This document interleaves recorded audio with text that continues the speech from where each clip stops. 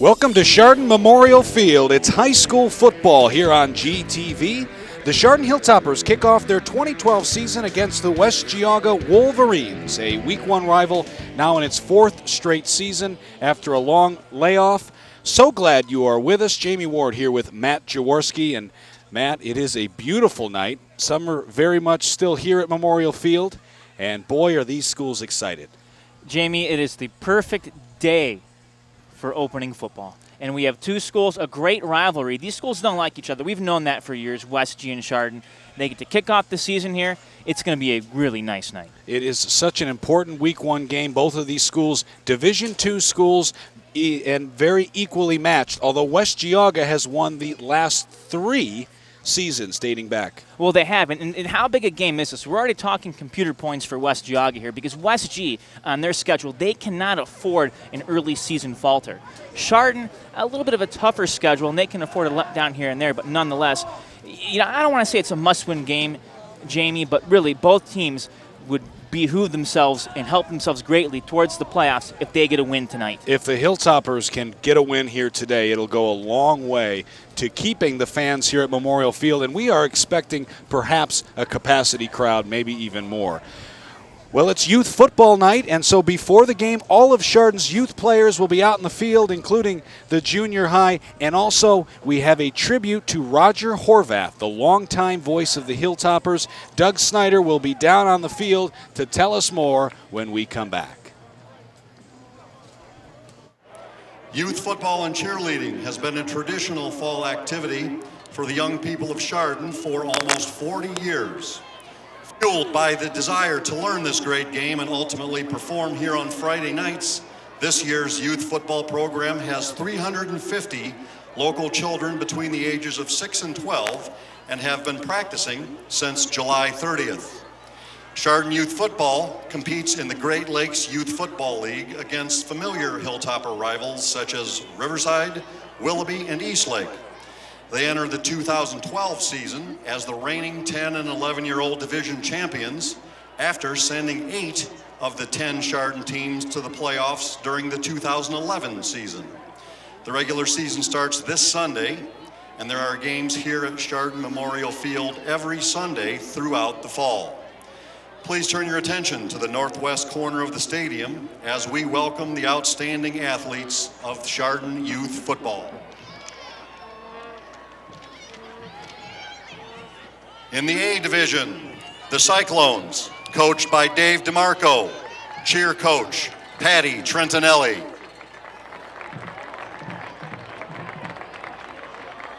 The Runnin' Rebels, coached by John Paglio, cheer coach Beth Turk.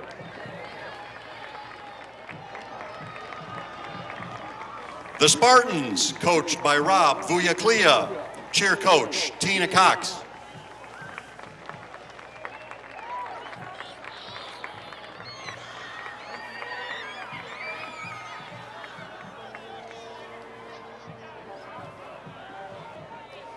In the B division, the Falcons, coached by Jeremy McDevitt, cheer coach Kim Hess.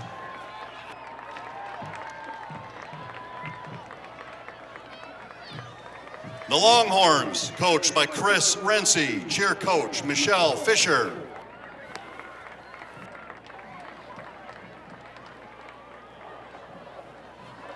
The Razorbacks, coached by Neil Hayden, cheer coach Christine Clark.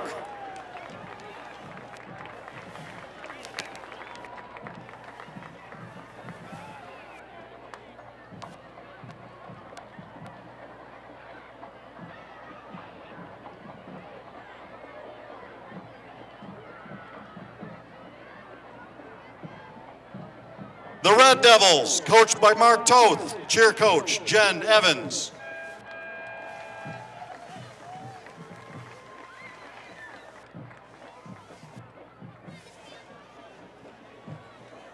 And in the C division, the Red Storm, coached by Tim Semler, cheer coach Alicia Rosipko.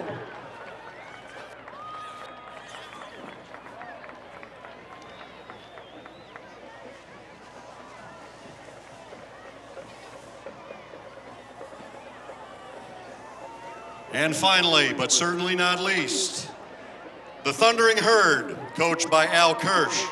Cheer coach, Tammy McBean.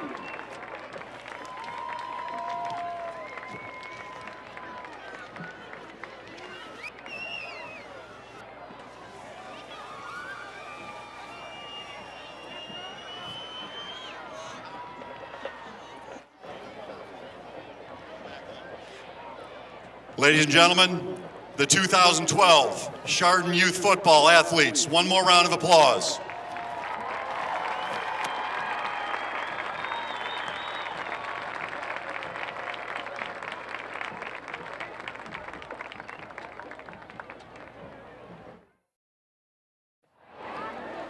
Ladies and gentlemen, please direct your attention to the 50-yard line for a special presentation.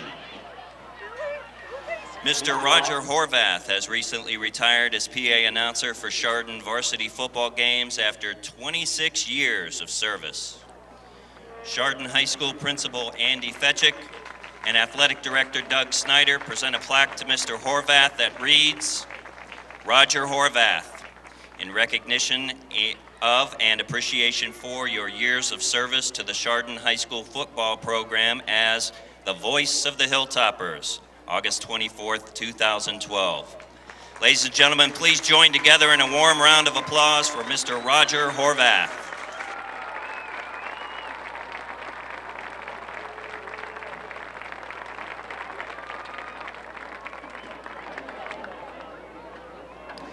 Ladies and gentlemen, after the tragedy of February 27th, the Chardon community came together like never before to foster an atmosphere of caring and hope. Neighboring communities joined us in that effort and offered an overwhelming outpouring of support for the healing process. The West Geauga Schools community was one such neighbor who helped us in our time of need. On behalf of the Chardon High School Athletic Department, Chardon Local Schools, and the Chardon community at large, we express our heartfelt thanks to West Geauga Schools and the communities they serve.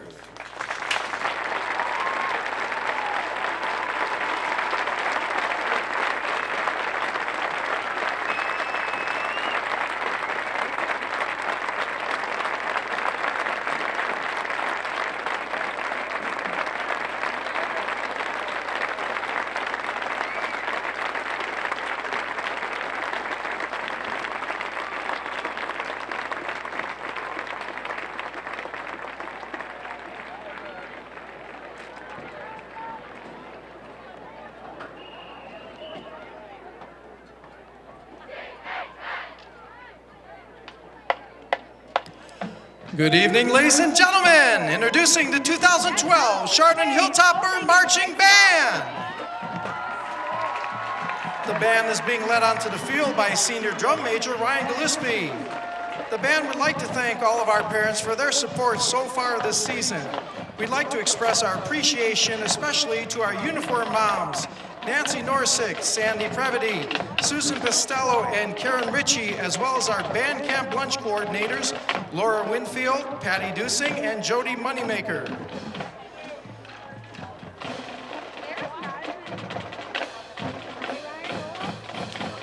All right, Topper fans, put those hands together for the Chardon High School fight song.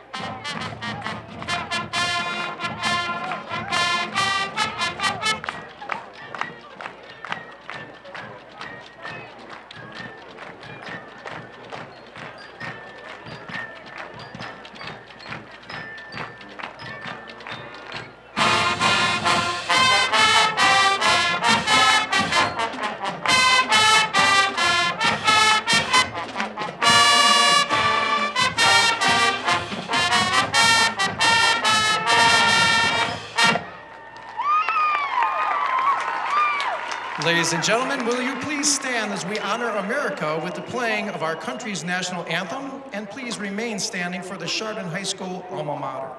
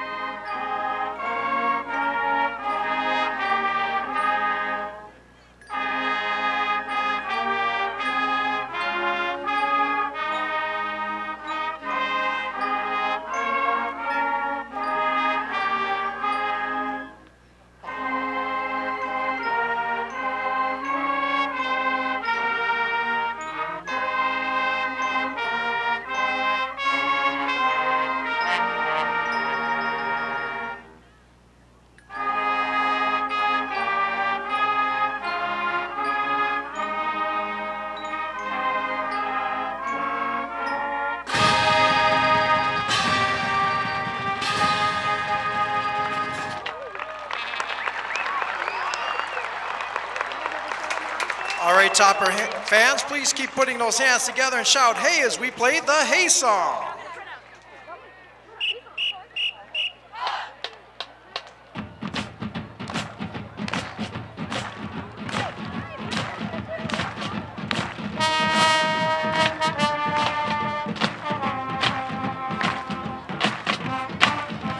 Eat up!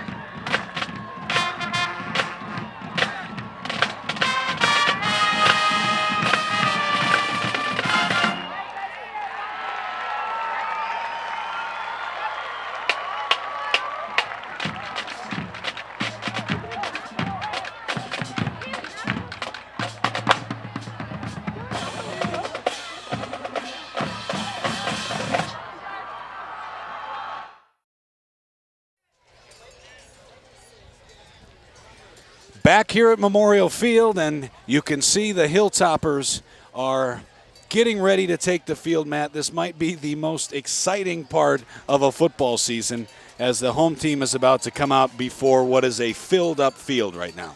Jamie, the anticipation in this stadium is just near fever pitch now. Everyone wants to see some football being played, and as soon as the Hilltoppers run out, we'll start this game. Youth football players and cheerleaders are lining the tunnel right now, and the Chardon High School marching band is also on the field. Fans now up in the air. One of the players leading the charge is carrying a pickaxe. as the Hilltopper mascot also carries one. The captain's out in front, and here we go.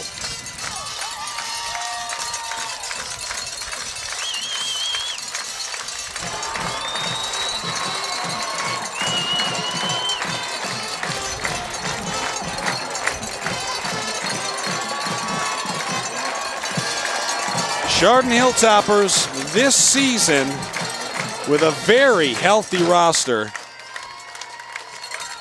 And all of those kids, 64 of them in total, 23 of the seniors taking the field for the first time in their senior year. School started just yesterday, Matt, and we talk about it a lot and how week one can set the tone for both teams, but it does seem to me at least that this is more important for Chardon than it is for the Wolverines. It is, and Chardon has been downtrodden. Mitch Hewitt came aboard, and some new energy came to this program, Jamie. When we did the very first home game last year, this feeling wasn't here. There was a feeling of community, a feeling of, hey, you know, we can do this, and this team can win. You're absolutely right. Now, West Geauga coming onto the field. On the left side, the Wolverines last season 7-4. They did qualify for the Division II state playoffs. They were the 8th seed. They played a very difficult Walsh team and lost that game, but still a very successful coach for Lou Serino, who is entering his third year. Like Hewitt, Matt Serino, a West Geauga grad, a young guy, a very emotional leader. Both these coaches have a lot of similarities, Jamie, and we're going to see both teams take on their coaches' characteristics. Essentially, these are going to be two fiery groups. When we saw these two squads play last year, it was not a good game for Chardon. Chardon ended up falling in that one 30-9. But I can tell you what, Mitch Hewitt will not let that happen again tonight. No, and the Hilltoppers led that game at halftime. Now what's going to happen here, the West Geauga Wolverines are going to receive the kickoff, so they'll start first on offense. The Hilltoppers will be on defense. That defense, a question mark. Mitch Hewitt is a defensive coach by nature and was a defensive coach with Serino when the two were assistant coaches at West Geauga. But Chardon would like to improve the defense. They've got a really tough row to hoe when you look at the Premier Athletic Conference and all of those spread out offenses and those quick teams like North and South and University. And so they would really like to see more from their defense. And now, I beg your pardon, I spoke incorrectly because the Hilltoppers are going to receive the kickoff. So we got our first mistake out of the way early, Matt. Hey, why not? We'll see Muir and Hawkins back deep to receive, Jamie. And, you know, Riley Hawkins, if he gets the football, he has that speed potential to go all the way. Brendan Judson is the Wolverine kicker. Ball on the 40-yard line. It's teed up. West Geauga in all white uniforms with the blue and white helmet, and it's a squib kick. Short comes, and it's fielded by number 2. That's Andrew Gray. He's wrapped up at about, it looks like, the 39-yard line, and that's where the Chardon Hilltoppers will begin things on offense. Not a bad move by the Wolverines. Keep it away from Muir and Hawkins. That way they can't burn you, and give them the ball in not too bad of territory. 1st and 10 for Chardon, who come in with an offensive line that looks like this. Travis Ritt is the right tackle, Jared Urchek the right guard, Sam Wilkes is the center, Nick Paul and Marty Kepler are over on the left-hand side. It's going to be Andrew Gray starting at tight end, with R.J. Pikus, the senior, at split end. The quarterback, senior T.J. Beninati. He's under center. Hawkins in motion. Hawkins is the ball carrier right side. He's hit and stopped for a loss. Nice job on the tackle there for the Wolverines. Yeah, Kurt Williams in on that tackle for West G, and he was in there in a hurry. Riley Hawkins is one of the halfbacks. Alex Muir, the senior, is the other. And Roger Davis, a sophomore, number 8, will start at fullback. Chardon in the traditional wing tee, the same offense that they began running in the 90s that was so successful, and they're keeping it. So Beninati back under center again. Hawkins in motion, and a whistle. Play is stopped. And it will be an offsides call on West Geauga. Wolverines come in with a 3-4 defensive package. The defensive line goes Kevin Saraceno, Jason McCarthy, and Dan November. The two inside linebackers, Mario Spies and Michael Duffy, both seniors. The outside backers are Tom Snavely and Frank Gromoski. And in the secondary, the corners, Brian Poland and Jeff Pausch. Safeties, Joe Kioskis and Kurt Williams. Hawkins in motion. The give is to the fullback, and he breaks one tackle across the 50, still on his feet for a first down. Wow, what a move. Kept his feet going. That's Roger Davis, the only starting sophomore on this Hilltopper offense. He went left side. He goes down now to the 44-yard line, and that is where Chardon will take over. And Jamie, Roger Davis knows he will get limited touches because of his role in this offense, but if he does that and makes the most of it, they might find a way to get him a few more handoffs here and there. Hawkins, Muir, and Davis in the backfield. Hawkins again in motion. The give. No. Fakes it. Beninati will keep it across the 40. Cuts back to the 35. Great run by TJ. It was in there to make the tackle. Looked to be, I think that was Mario Spies, the linebacker in there. He's got about 9 yards, so he's about less than a yard short of the first down. It brings up second down. Jim, you look at what Chardon's doing right now, and all these plays early on. A lot of misdirection plays to get the Wolverines thinking about things later on in the game. Beninati now in the pistol formation. Davis is to his right. Takes the snap. He'll keep it. Right side, breaking 2 tackles, and now he's gone over across the 20 to the 16. Another good run. Oh, Beninati, we saw him do that so many times last year. He would come on in place of Nick Ruckel, and he would run that. I almost want to call it a wildcat type situation. But, you know, he has the experience, Jamie. It's not like he's coming in here as a complete unknown. Chardon knows what they have in that young man. Hilltoppers moving the ball very well. Beninati was a fullback last season. Don't forget that. Here he is again from the pistol. Davis to his left this time. In motion. The give is left side to Muir. He goes to the 10 and to the 6 before he's finally brought down. It's about another 9-yard gain.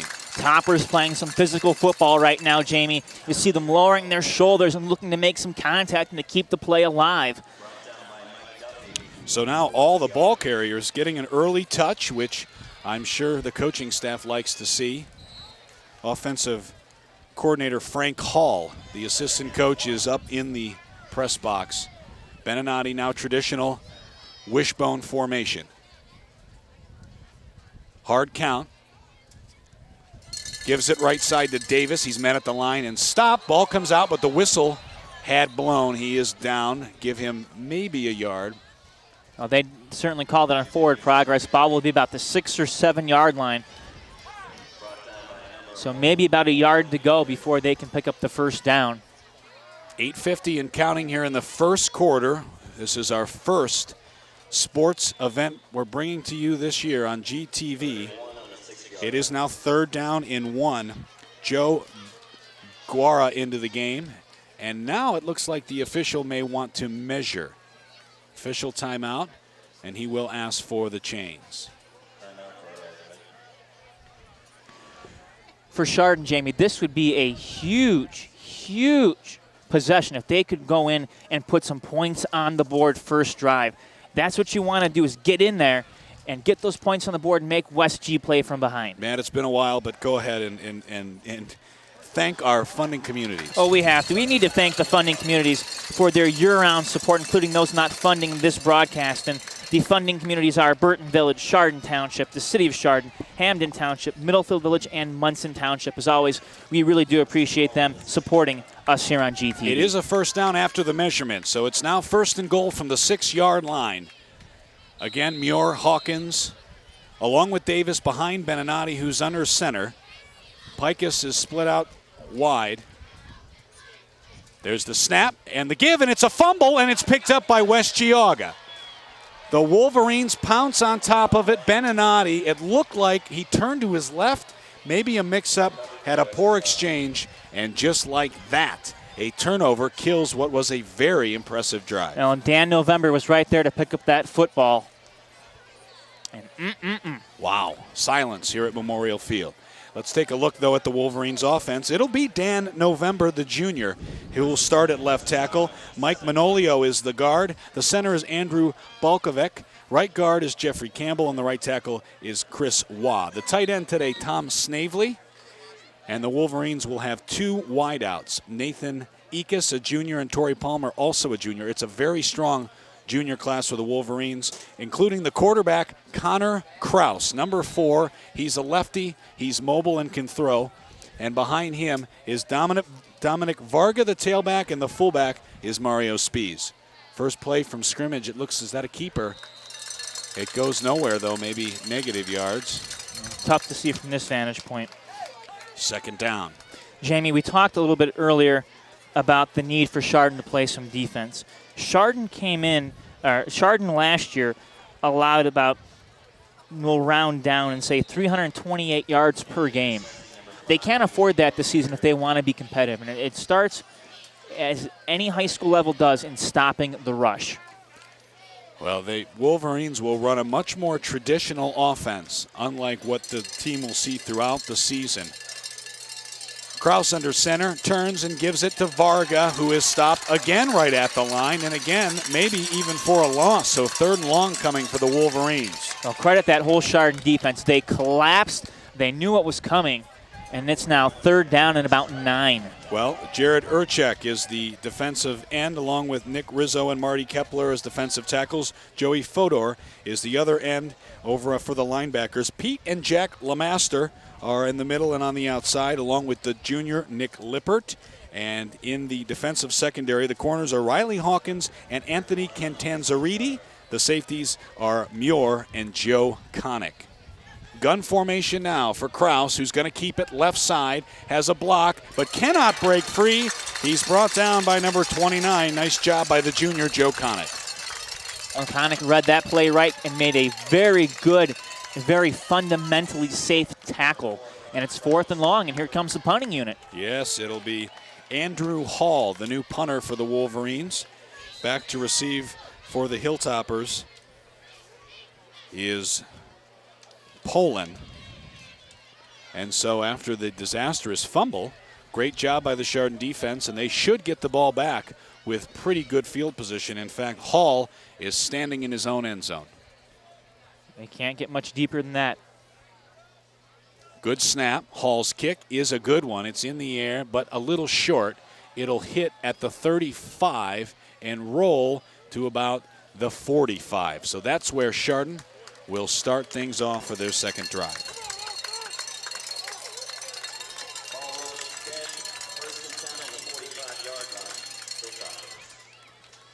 Well, Hilltoppers, Matt, under Mitch Hewitt, who is a Chardon graduate, 1999. He was a standout high school player. In fact, his 98 team his junior year went to the state finals, and they were the runners-up that year for Division II.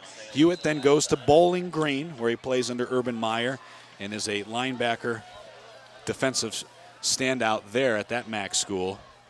Now he returns back to his alma mater, and in many ways it's like the return of the king. Hewitt, a teacher in the district, as the snap goes ahead, and the give is to number 4. Now be Bolden, the big fullback. Matt Bolden, good carry for about 10 yards on a first down. You know, I say big, but Matt Bolden, just 6'1", 195. Well, fullbacks in the wing T are not the traditional type fullbacks that you oftentimes imagine. Beninati quick to the line. Wishbone formation behind him. Hawkins in motion. There's the snap. Gives straight ahead. And moving forward for 2 yards before he's pushed back is, again, Bolden, number 4. So, again, now everybody getting into the mix here on the ground. Bolden last year against the Wolverines had 4 carries for 28 yards, Jamie. That was a 4-yard gain. It's now 2nd down and 6. Davis to the left, Bolden behind Beninati. Hawkins to the right. Hawkins in motion. And again, it's a fumble. Ball is loose. People on the pile, and it's recovered by Chardon. 3rd down. Well, you really do not want to see that, and you cannot make that a habit. Unfortunately, when you run a wing T offense, you're more likely to turn over the ball via fumble than you are a punt, or excuse me, by an interception. Well, TJ Beninati, Matt, correct me if I'm wrong, looking at the statistics, has never thrown a varsity pass. No. So I wouldn't expect to see him throw a lot here today. They have done a great job, though, running the football except for a couple miscues. It's now 3rd down and 8, and Beninati is alone in the shotgun.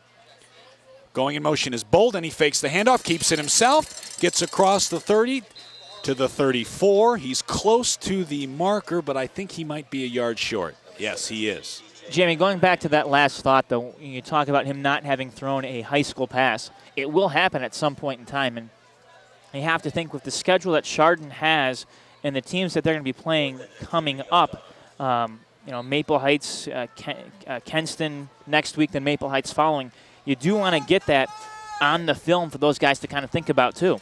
Yes, 3:50 now and counting. It's 4th down. Chardon will go for it. It's a long 2 yards. Beninati under center. Another big play here for the West Geauga defense. In motion is Davis, who it's a reverse, and it's Hawkins who has it, and he's going to score. 27-yard touchdown as Davis took the initial handoff, and then Hawkins took the handoff from him. And a little trickery on 4th down, a great play call. It was an excellent play call, Jamie. You generally don't expect any kind of trickeration happening on 4th down, but a 27-yard touchdown run on that reverse. And Chardon, with 3:30 to go in this first quarter, takes the lead. They draw first blood, 6-0.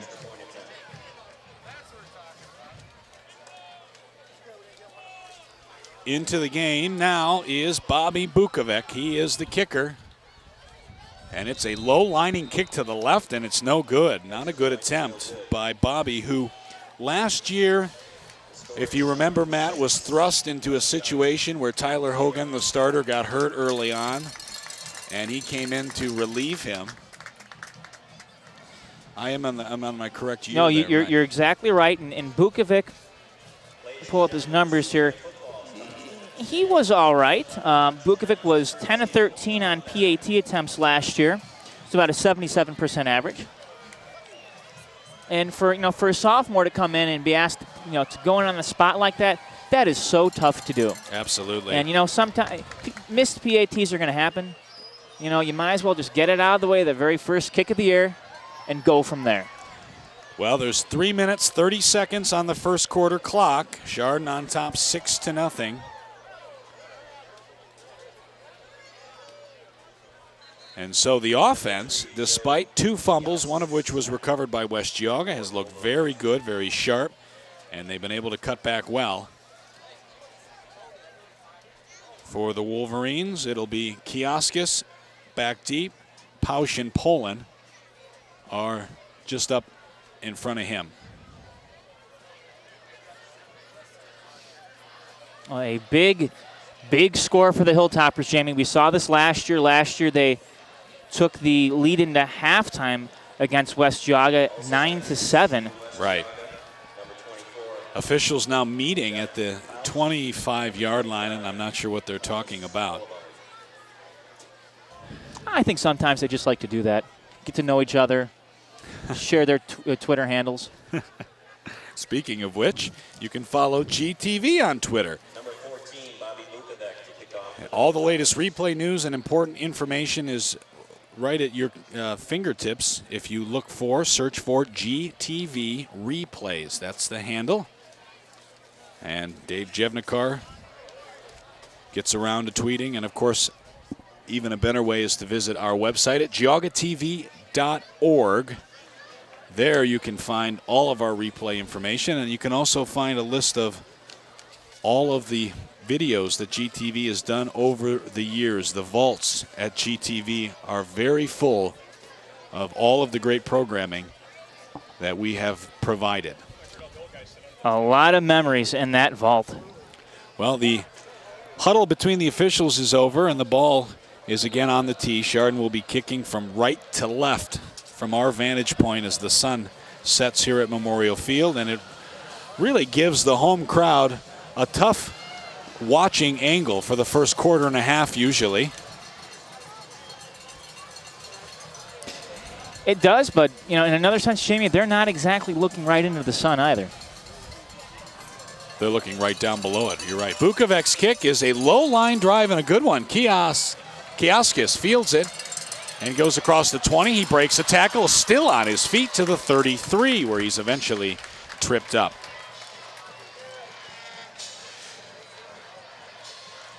Well, Hilltoppers defensive coordinator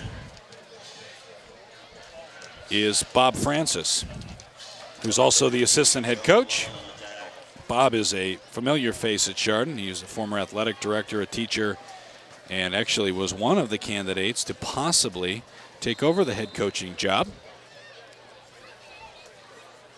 Brian Landes also helps him. Landes, a Chardon graduate himself. Here we go. Kraus from the gun. Gets it. He's a lefty. Drops back and throws long down the left-hand side. He had his target open. It was Torrey Palmer, but he overshoots him incomplete.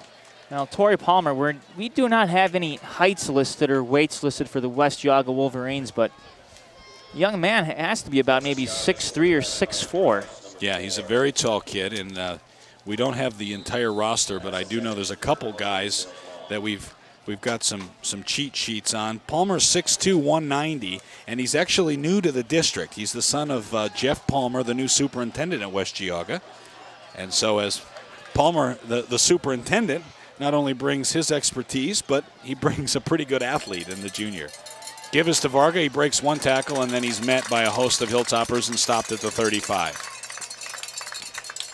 The rumor has it that he's a very, very athletic player and actually plays some good basketball, from what I understand. Well, I'm sure we'll see that throughout the year. Wolverines will have a very solid varsity basketball team returning under head coach John Cardero. It's now 3rd down and 7. So far, the West Geauga Wolverines have run a very limited amount of plays and only picked up 2 yards. Right, no first downs. Once again, Kraus is from the gun. Varga set to his left. And there's 2 receivers wide, and now there's a false start by one of them. That's Palmer. Didn't know the snap count. Move him back 5 yards. It'll be 3rd and long. Fodor got him to jump. He made a little move, but stayed on his side of the line. Joey Fodor also will be a good basketball player coming into his junior season with Chardon. Jamie, we haven't really talked about this, but when you look at penalties is something that this Chardon team wants to cut down on. They averaged about 61 penalty yards per game last year. Wow. Good snap. He's going to throw it, and the pass is complete. And staying on his feet miraculously is number 30. He will not have the first down, but Mario Spies, the fullback, did a nice job of breaking the first tackle. Goes ahead, but still he's about 4 yards shy, and so the punt unit is back on the field. Now, Spies wasn't fully wrapped up, and he used his hand to support himself. And as long as those knees don't touch, folks, he can keep on running. So 2nd 3 and out for the Wolverines. Andrew Hall again into punt. Back to return is Alex Muir. Or no, that may be Connick. That's Joe Connick. It is. Very good punt. Connick wants a fair catch and makes it at the 24. So, Matt, 2 minutes, 3 seconds left here in the first quarter. Hilltoppers must feel pretty good about the way they're playing. I definitely like the way that they're playing, Jamie. Trying to keep a, what's the term I'm looking for, a neutral view on this high school football team. And I don't want to start drinking any kind of Kool-Aid. Rumor has it that the folks up in Fairport are doing that this year with the Skippers. But so far, Chardon has been impressive in this first half, in this first quarter. Absolutely. Beninati is under center. There's a snap, and the give straight ahead to the fullback, who's Matt Bolden, and he goes ahead, and that's positive yards for about 5, maybe 6. Now keep that in mind.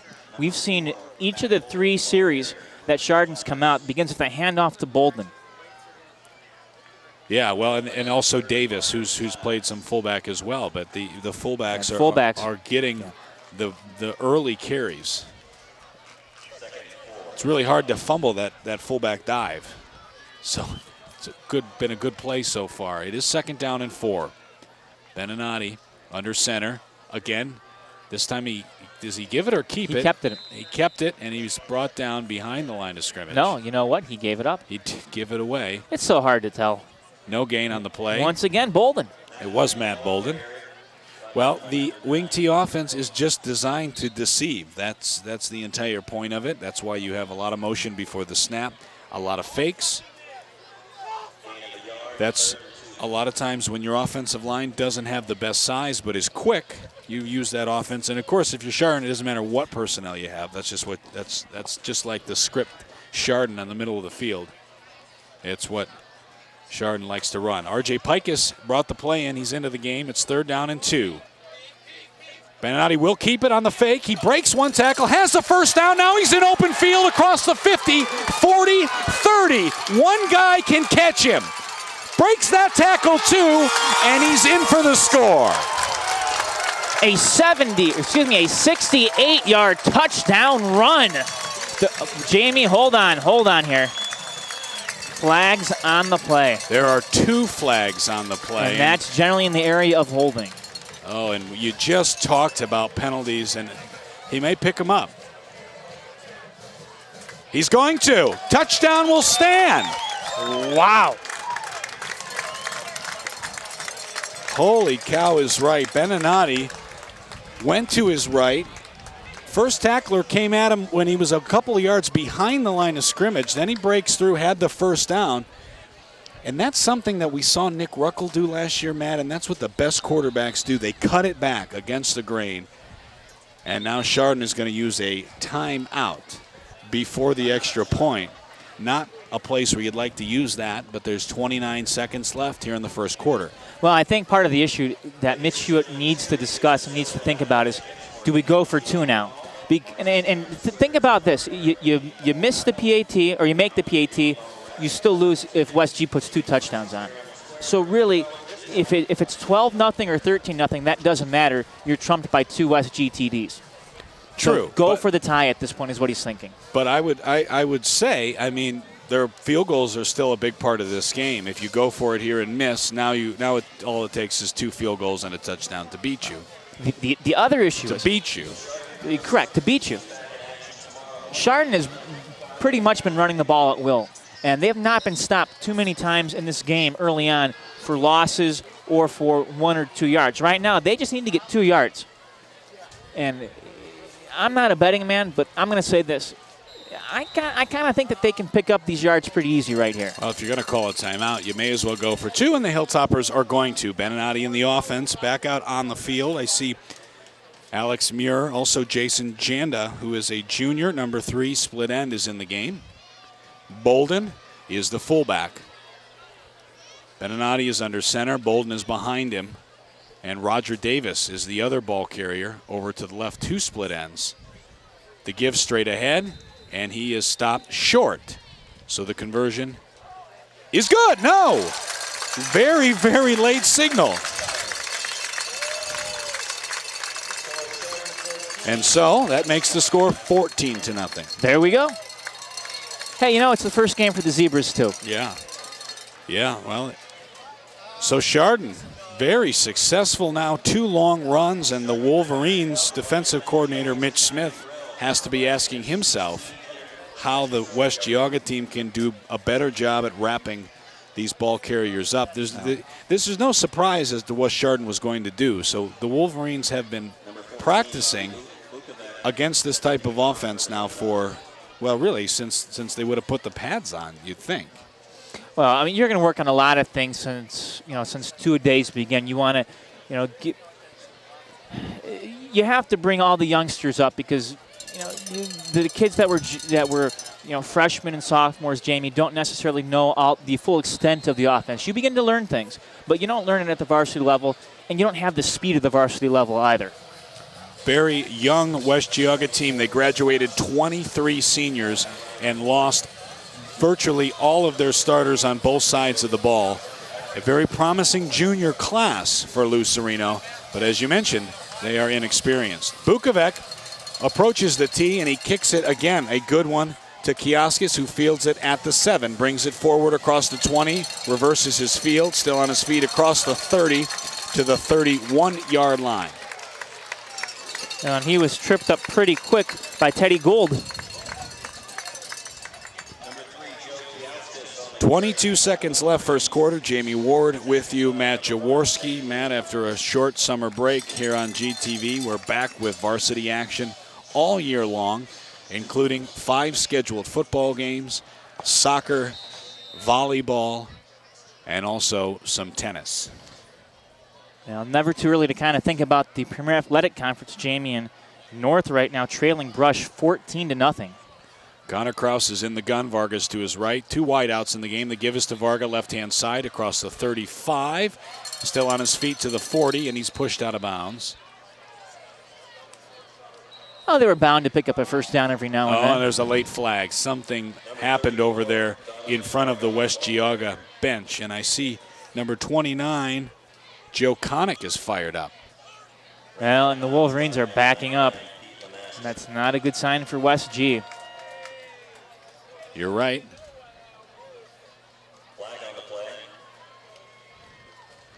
Yeah, check that. Now they're moving forward. See what the call is. Unsportsmanlike conduct on Chardon. That's a 15-yard penalty from the end of the run. So now West Geauga in Chardon territory. Down to the 44-yard line. It's 1st and 10. Clock running with 8 seconds. Again, same play. Varga, left-hand side. Breaking tackles, and he gets ahead for a gain of 9. He's close to the first down marker to the 35. And that's what they want to do, Jamie. They want to run the ball forward and really force that Chardon defense to work. Well, a good first quarter for the Hilltoppers. They score twice on 2 long runs, and they lead 14-0 after 1. We'll be back here at Memorial Field.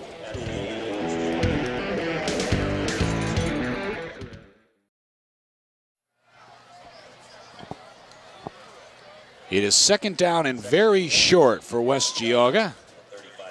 They're on the 35-yard line.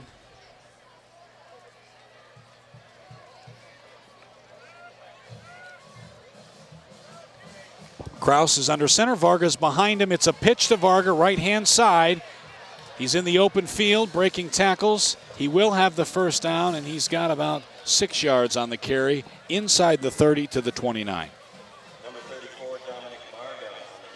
Now Varga now starting to get a little bit hot. Varga. Go ahead, Jamie. Well, I was just going to say, didn't really carry the ball at all last season. He was a linebacker and sort of a defensive leader along with Michael Duffy. But because of the graduation. You'd be surprised how many opportunities a graduation can present themselves. Kraus again in the gun. This time he fakes the handoff. He's going to keep it left side. He's got a hole across the 25 and to the 24 where he's brought down. He is shy of the first down. It'll be 2nd down. Great pursuit by Pete LeMaster, who came from his outside linebacker spot, Jamie, on the other side of the field to make that play and wrap up Kraus. Palmer and Ekus are now the wideouts for the Wolverines. Both lined up on the far side of the field. Tight end in the game is Tom Snavely. He's to the left. Kraus under center. Again, it's Varga. 4th straight carry. This time he'll lose yards. Brought down in the backfield. Number 22, Nick Lippert, was one of the tacklers. Yeah, he was. And Joe Connick was the guy that sealed off the corner and allowed Lippert to get in there. That's a big loss. So now it's 3rd down and 6-ish. Clock running. West G continuing to come out in these running formations, Jamie. I formation. Kraus fakes it. He's going to throw it deep. Left-hand side. He's got a guy, and it's tipped at the last minute by Riley Hawkins. That was not the right guy for Kraus to go to. He had a man over the middle wide open. There was a mismatch in the secondary. Chardon brought a few guys up, and they had at least one receiver open in the middle. What a play by Riley Hawkins. Touchdown saving, no question. So now on 4th down and 6, it looks like West Geauga, because of where they're at on the 27, are going to send the offense back out and go for it. Well, you have to, Jamie. It's not many people have that kicker that can make that 30, 40-yard field goal at the high school level. Kiauskis and Palmer wide to the left. Kraus again looks that direction from the gun. He throws short, and it's picked off. Coming down with the interception, it looked like Hawkins, and it was number 25, the senior. 2 great plays by Riley. And Chardon snuffs out the drive.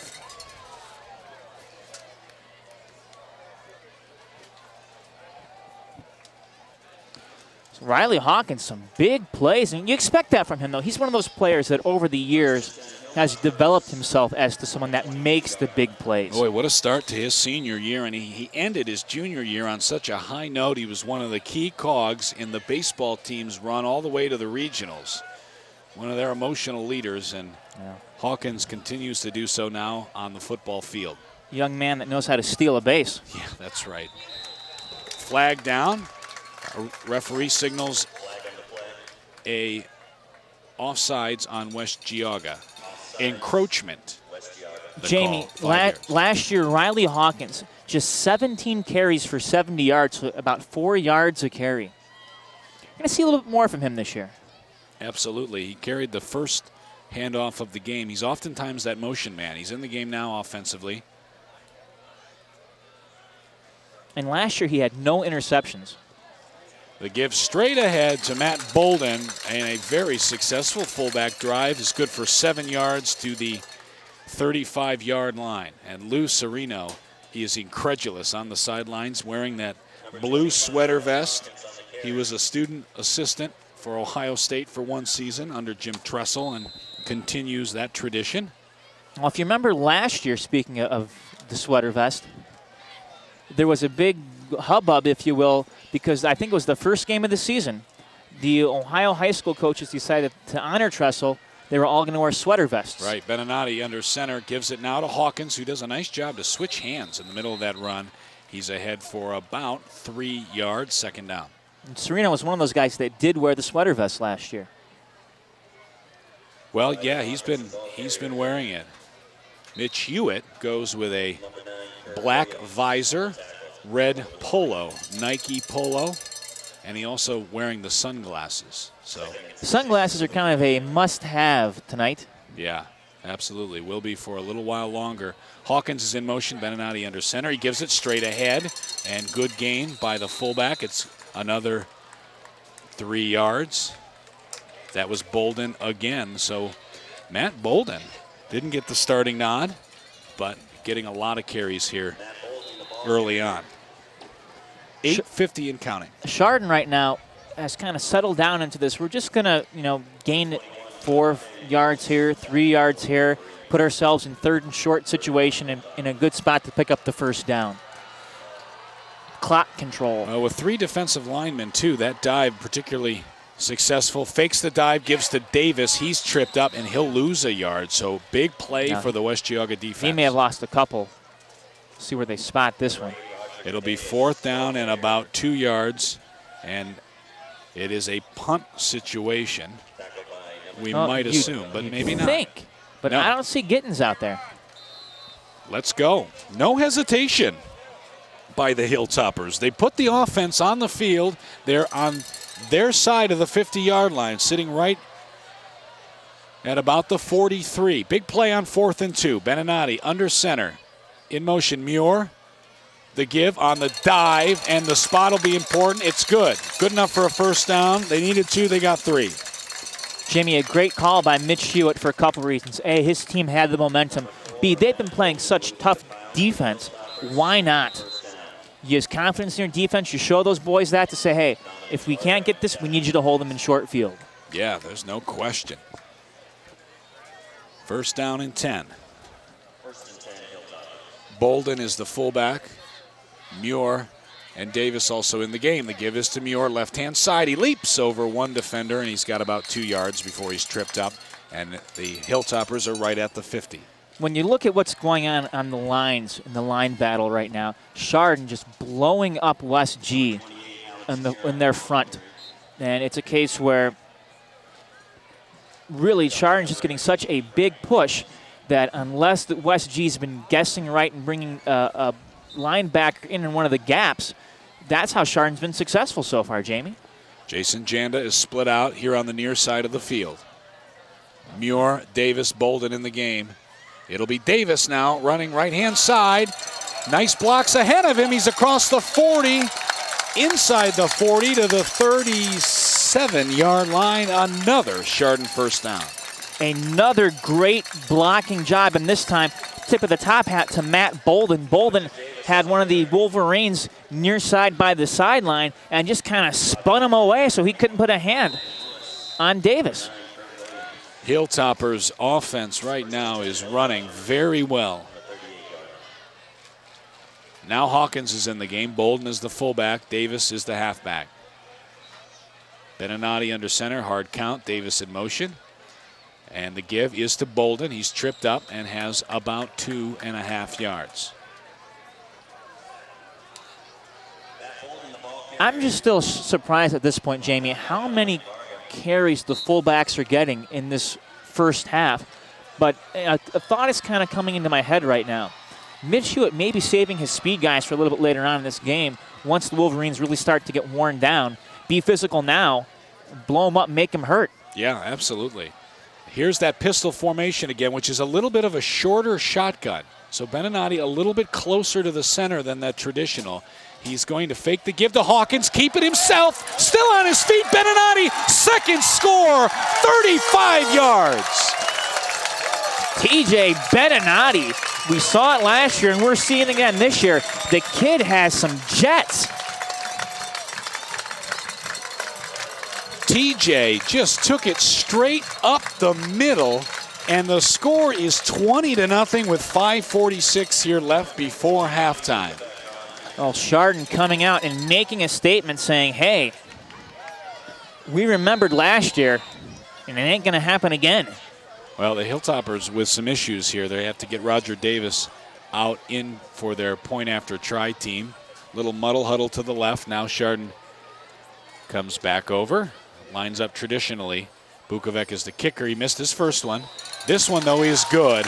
Into the stands there behind the end zone where the Chardon Crazies are out in full force. No question in my mind, Geauga County's best cheering section. Hands down. Traditionally, they are on the home side of the bleachers down by the band, but this year they decided to change it up. The band is now where the Crazies usually were, and now the Hilltoppers throwing some of those ever-popular red plastic footballs into the stands. Heads up, Matt. Up. That one just... It just missed me. Matt buried he's got his head buried in his phone. Trying to get some tweets out here. Got to let the populace know what Chardon's doing. I know. I know. Well, here we go. Chardon's offense has been unstoppable on 4 drives. They really should have 4 scores right now, but they fumbled inside their 10. But they've got 3, 2 from Beninati. One is a 68-yard run, and others a 35. And then Riley Hawkins has a 27-yard touchdown. So, Hilltoppers in control right now. They'll kick off.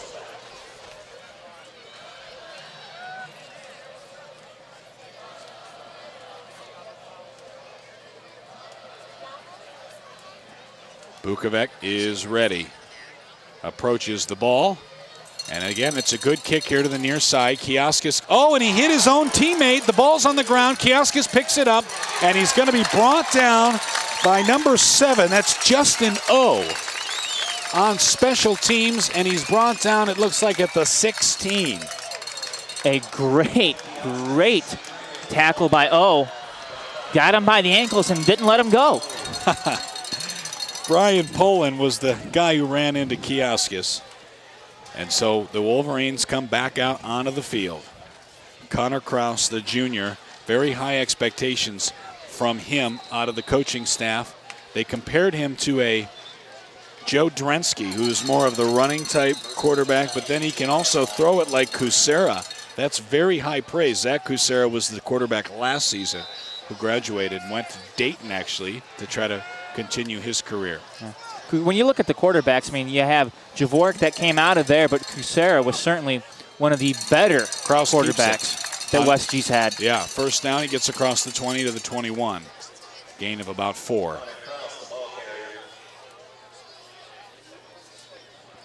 $5:25 and counting. Well, Matt, summer is it's ending here. We should don't say that. Let everyone know, hey, this is I know, football's starting. The great Geauga County Fair is just around the corner, and GTV has a ton of coverage every day. So make sure to say hi when you see Chris and Jeff Graw and Dave Jevnikar out at the fair, and enjoy things like the Junior Fair, livestock auction, and other great fun all throughout the fair season. That's over Labor Day weekend. Kraus keeps it again on the quarterback keep, but he's brought down in the backfield for a loss. There was nothing that he could do, and Nick Rizzo was in there. Haven't mentioned Nick yet, the senior, 5'10", 225. Travis Ritt in there as well, 6'2", 230. 3rd down and 7. West Geauga on their own 19-yard line.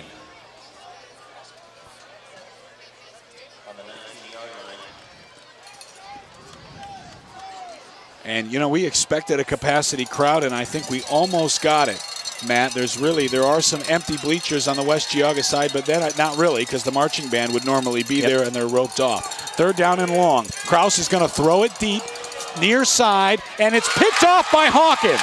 Another one for him, and now he's going the other way across the 25, down to the 23.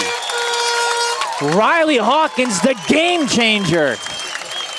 With 3:59 to go, Jamie, Hawkins is taking over this ball game, and we still have about 4 minutes to play here in the second quarter. My goodness. 2 interceptions for the young man.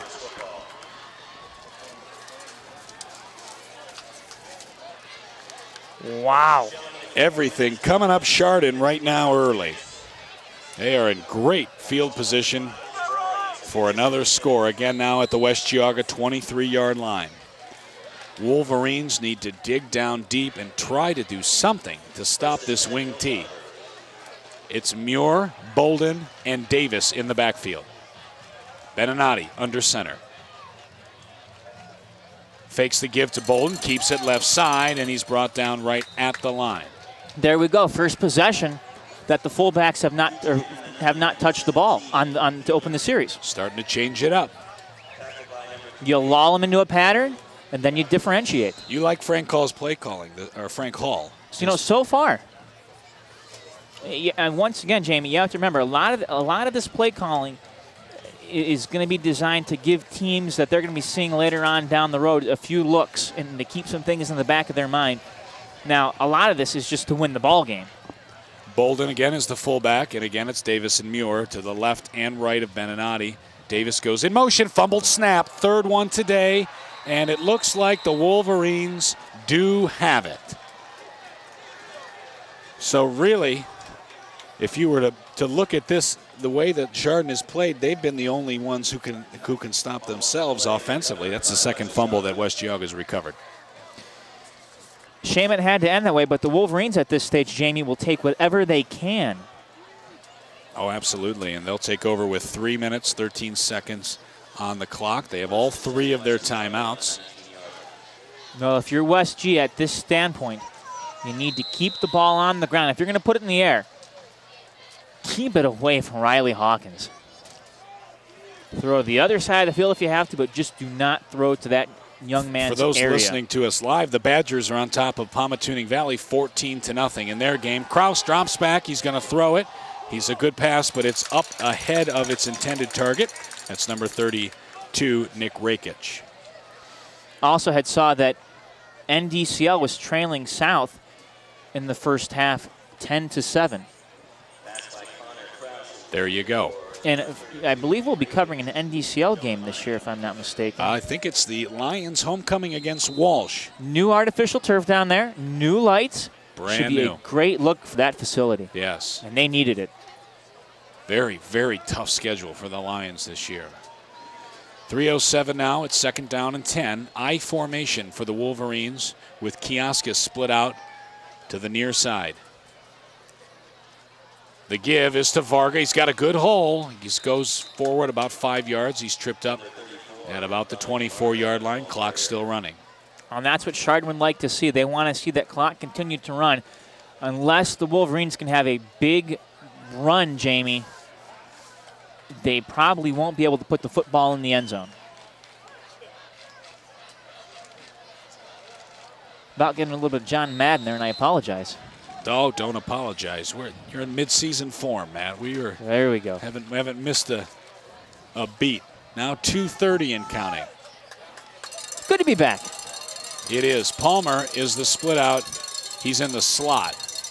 And there's a wide out outside of him. Kraus is going to throw it. Now he's going to keep it. Rolling out. Right-hand side. He gets close to the marker and falls forward ahead of it. Yes, he does. So he's at the 30. It's a 1st down. Clock will stop with 2:14. Nice save by the junior QB. He did have the man open in the middle for about 3 seconds there. Just did not see him.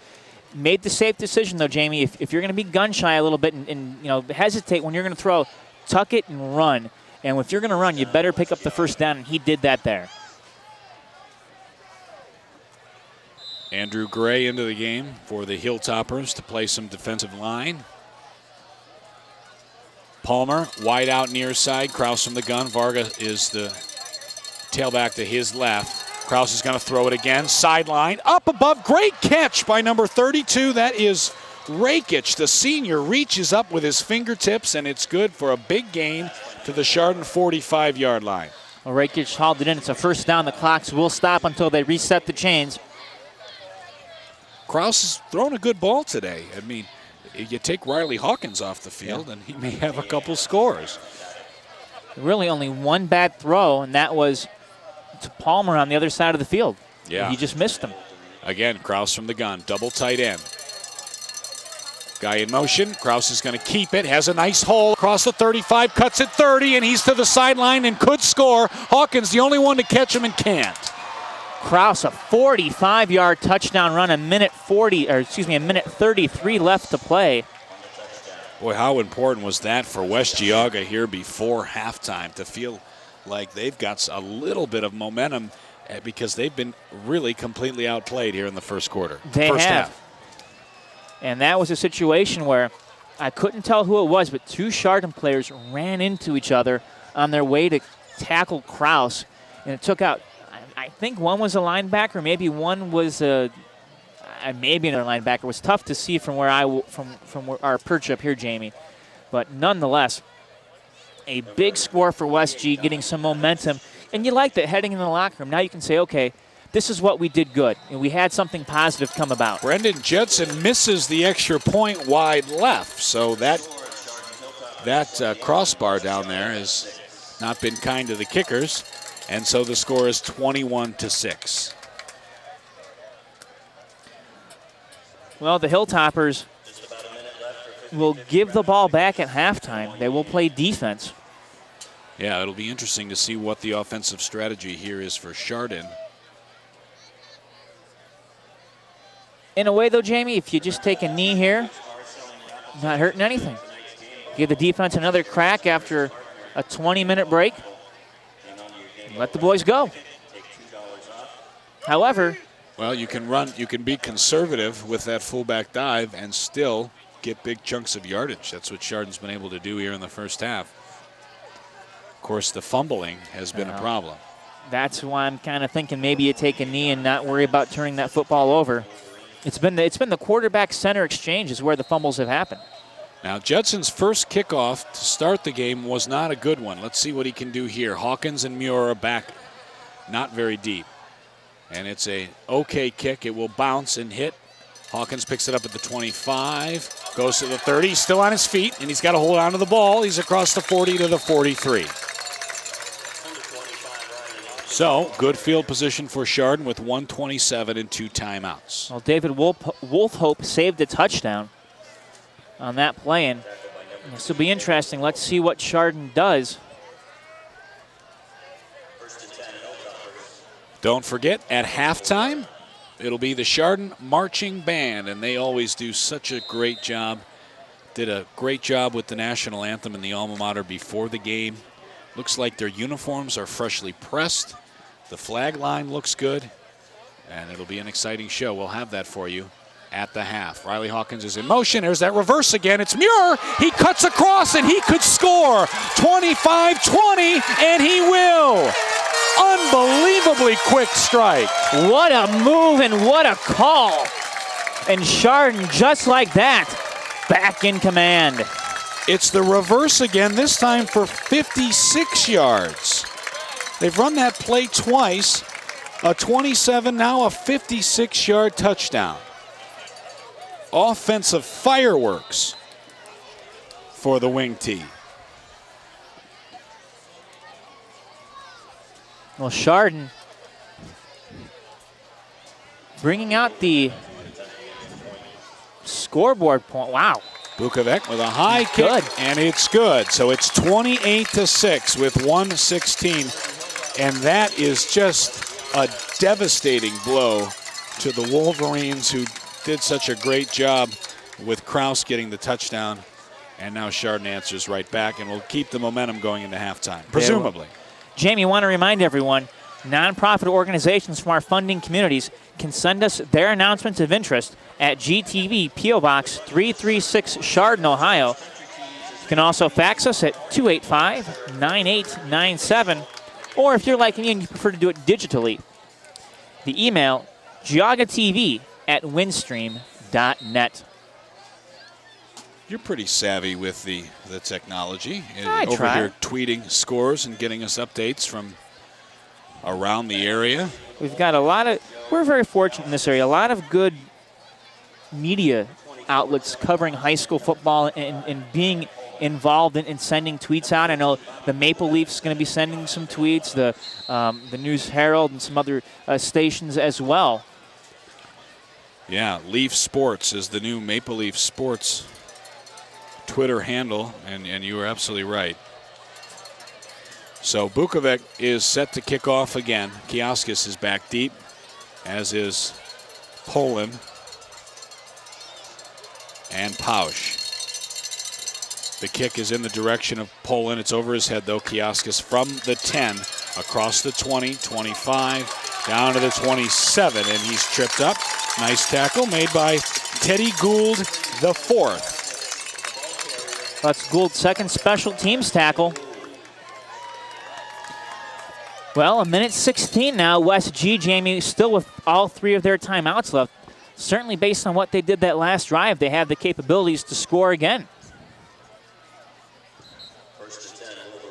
And you have to think that Sereno's going to be a little bit aggressive here and go for it. I mean, you're down 22. Why not? Take a chance and try to get it a little bit closer. I formation. The give straight ahead to Varga through the hole, and he's finally hit by Alex Muir. It's a big stick, but Vargas has about 10 yards. If he's shy of the first down, it's just by a few inches. He will be ruled short. Boy, Muir made that look so easy. He just lowered his shoulder pad and just stood firm. The young man, 5'11", 195. Varga, around this, well, we don't have his numbers, but looks about the same physically. 46 seconds and counting. Again, I formation for the Wolverines. Again, it's Vargas straight ahead. He does have the first down, and he moves ahead for about 4 yards. Timeout now called by the Wolverines. And you think, Jamie, that at this point in time, it gives them a chance to maybe run a couple more ground plays before you have to put it up in the air. 39 seconds left. If you're listening to us at home right now live, we welcome you to Chardon Hilltopper Football. Jamie Ward, Matt Jaworski. We do plan on bringing you all 10 Chardon home game or football games this year. Then it won't all be home. But if you can't make any of the away games, tune into GTV, where you'll hear Matt Jaworski mostly, as dropping back is Kraus throwing it deep, and that'll be an easy interception. It was no, he dropped it. That was Chardon's number 24, Anthony Cantanzariti, and that was almost like Kraus kicked that one. It was like a punt. a lot of time for Cantanzariti, who has a very interesting last name, and asked that we call him Cantans. Cantans. On the air, so. Okay. There's a. One of the reasons why he had trouble catching him, the ball really was moving toward the sideline. He was running from his back and kind of fading to his, now, if you're looking, it'd be towards the school, towards the high school, and then making his way towards the visitor side to try to get the ball. The middle school, thank you. And just couldn't really swing his arms and keep the ball from getting loose, or from staying put. It got just loose there. 20 seconds left here before halftime. I formation, the give to Varga. He cuts back. He's on his feet inside the 50 to the 45 and still going before he's pushed out of bounds at inside the 40, it looks like, to the 39. Did he? Varga did get out of bounds, Jamie, but it was one of those things. When you start towing the sidelines like that and you're letting seconds go off the clock, just get out of bounds, stop it, because you have to give yourself time to run a couple plays. And right now, 12 seconds left to go. West G, if they keep it on the ground, or even if it's going to be a long pass play, may not have time to run 2 plays. They do have a timeout. They have 2 of them, actually. They did burn 1. Yes. Kraus will go for the I form. There are 2 wideouts in the game. Kioskis is on the far side. Torrey Palmer, wide out here on the near side. Snavely's the tight end. Varga is the setback. Kraus is going to throw it. He has time. Now he's going to keep it. A lot of room in front of him. A 25 down to the 24. Clock running 3-2, and they call the timeout with 2 seconds left to play. 2 seconds. And judging by what we've seen out of the young kicker, Brendan Judson, I do not think that they're going to attempt a long field goal, but we will wait and see. Lou Serino going ahead and looking at his charts on the sidelines. Well, we've seen Mitch Hewitt use the reverse a couple times for their success. Perhaps we'll see a little bit of trickery right now from the Wolverines. Certainly it won't be something like a flea flicker, but something where maybe a reverse, maybe they, reverse themselves. Maybe, we'll see. Or if they could just put it up in the air. Well, this Chardon secondary has played very well today between Hawkins, Cantanzariti, Muir, and Connick. Those are the 4 defensive backs.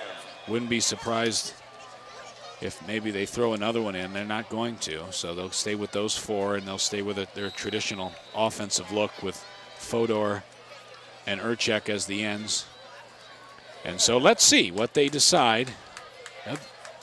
They're in an I formation, so there aren't a lot of wideouts. Palmer and Kioskis are in the game. Fakes the handoff, dropping back, throwing deep to the end zone toward Kioskis, and it is too far over his head, and it is halftime, and the Chardon Hilltoppers on a hop on their way into the locker room. A fantastic first half. They have 28 points, and they've allowed just 6 to the Wolverines. Stay here with us for the band, and then we'll be back with the second half.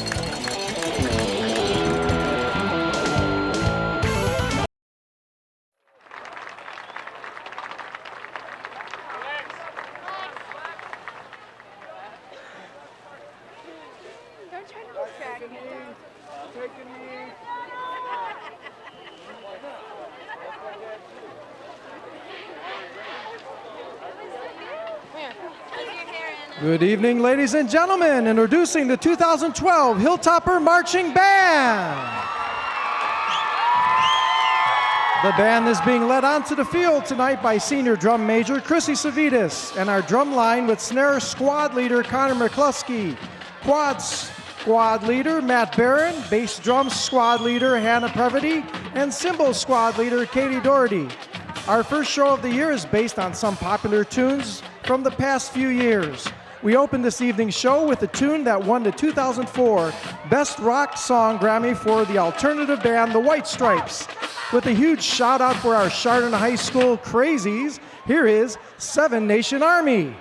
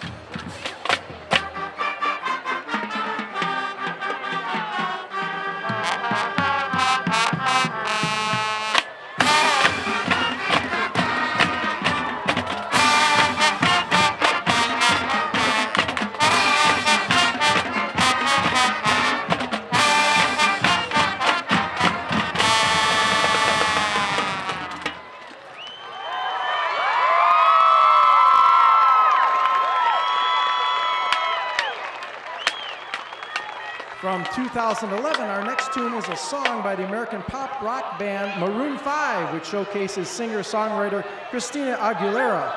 Featuring our Chopperettes with Captain Katie Vadigan, here is Moves Like Jagger.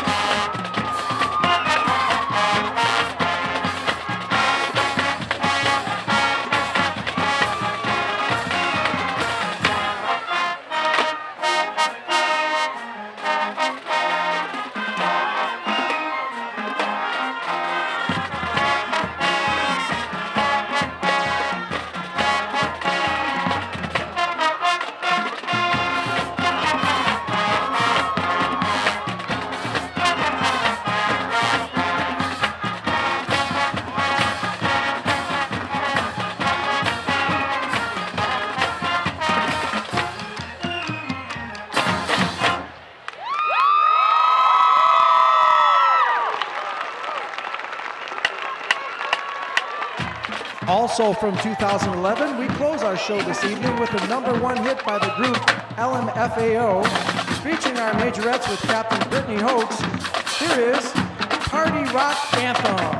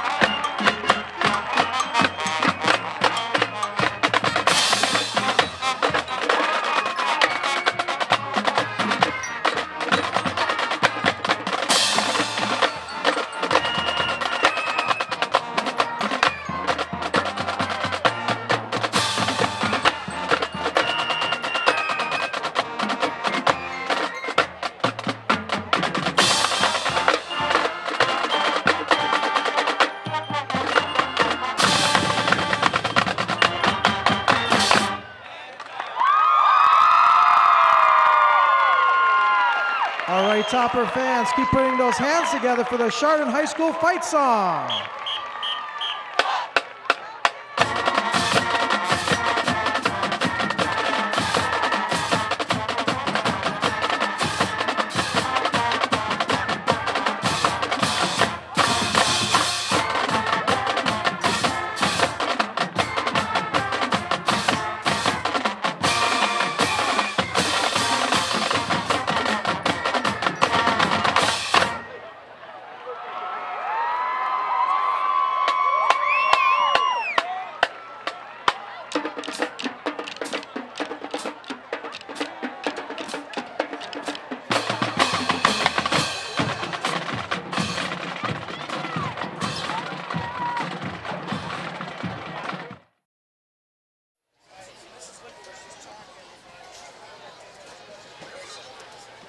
Back here at Memorial Field, each team now warming up. Jamie Ward with Matt Jaworski as we both sat here and enjoyed the marching bands at halftime. They did a pretty nice job.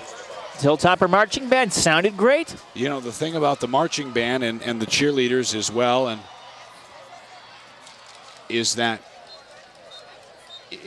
they work very hard in the offseason, just like the players. They're out in the dog days of August. They are, getting themselves ready, and so this is a big night for them as well. Not that easy to carry a tuba around.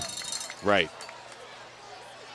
Well, there's 30 seconds left. The Hilltoppers now coming toward the home stands, very excited, as they should be. They lead West Geauga, the visitors, by a score of 28-6. The first half, Matt, was really all about Chardon Hilltoppers' offense as they were able to run the ball 23 times for 250 yards, 4 rushing touchdowns, did not attempt to pass, and also, and this is something that you mentioned before kickoff, had no penalties. So really all positive, save for the 2 fumbles and the turnovers. You'll get that, but you have to limit it now. And I have imagined we're going to see much of the very same. It was T.J. Beninati making his first start as a varsity quarterback today after playing last season as the fullback with 2 big runs, a 68-yarder and a 35. He has proven to be very dynamic, and the team was wondering how they would replace the production of Nick Ruckel, now graduated. Beninati seems up to the challenge. He has so far, Jamie. He's looked cool and collected behind the line of scrimmage. Nick Ruckel last year was a 1,000-yard rusher, 1,056 yards on the ground, and scored 14 touchdowns. He was electric. Chardon is going to kick off to West Geauga. Back again, Kioskis with Poland, and also number 24, and that's Jeff Pausch. Wolverines ran the ball for 130 yards on 17 tries. They did have the long touchdown run by Connor Kraus. The quarterback went 45 yards. Bukovac approaches the ball and we're underway. The kick is coming here near side. Kioskis fields it at the 11, is ahead across the 25 and falls forward. He's tripped up at the 30-yard line. Oh, there we go. A little bit of extracurricular out there. Gould mixing it up a little bit. I like that. Showing some fire. Late flags. And that's where the flags are coming from. It's probably going to be offsetting penalties. Could be unsportsmanlike. It looked like Chardon's number 1, Teddy Gould IV, was involved. And he's made some special teams. You know, when you're a special teams player, you got to get everything you can. Matt, you're exactly right. 2 unsportsmanlike penalties that will offset. And so the Wolverines will start with good field position right at the 30-yard line, around maybe more like average starting position. So Kraus had the long run for the West Geauga Wolverines. He was 2 for 9 in the air. He had the 134-yard completion to Rakic, but he threw 2 interceptions. Riley Hawkins pulled down 2 of those passes and could have thrown a 3rd. So that's where we stand right now as the Wolverines come out in an I formation with Varga and Spies to give is to Varga, right side. He's hit at the line. He falls. He may have about a yard. Jamie, for the folks listening live, we have some area updates, if you will, to pass along to you. This one just across. Nordonia leading Mayfield 7-6 at the half. South and NDCL were tied 10-10 at halftime. Mentor 14, Euclid 7 at halftime. It was Brush 35, North 7 at half. I formation, fake to Varga. Kraus throwing deep. He's got a wide open Palmer. He's got it. 45-40. It's a foot race. Muir catches him down, though, to the 26-yard line. A big strike. Wow. They've been trying to do that throughout that first half, and it finally came to fruition. Yeah, and, you know, Riley Hawkins is actually pointing at himself. He's the corner on that side of the field.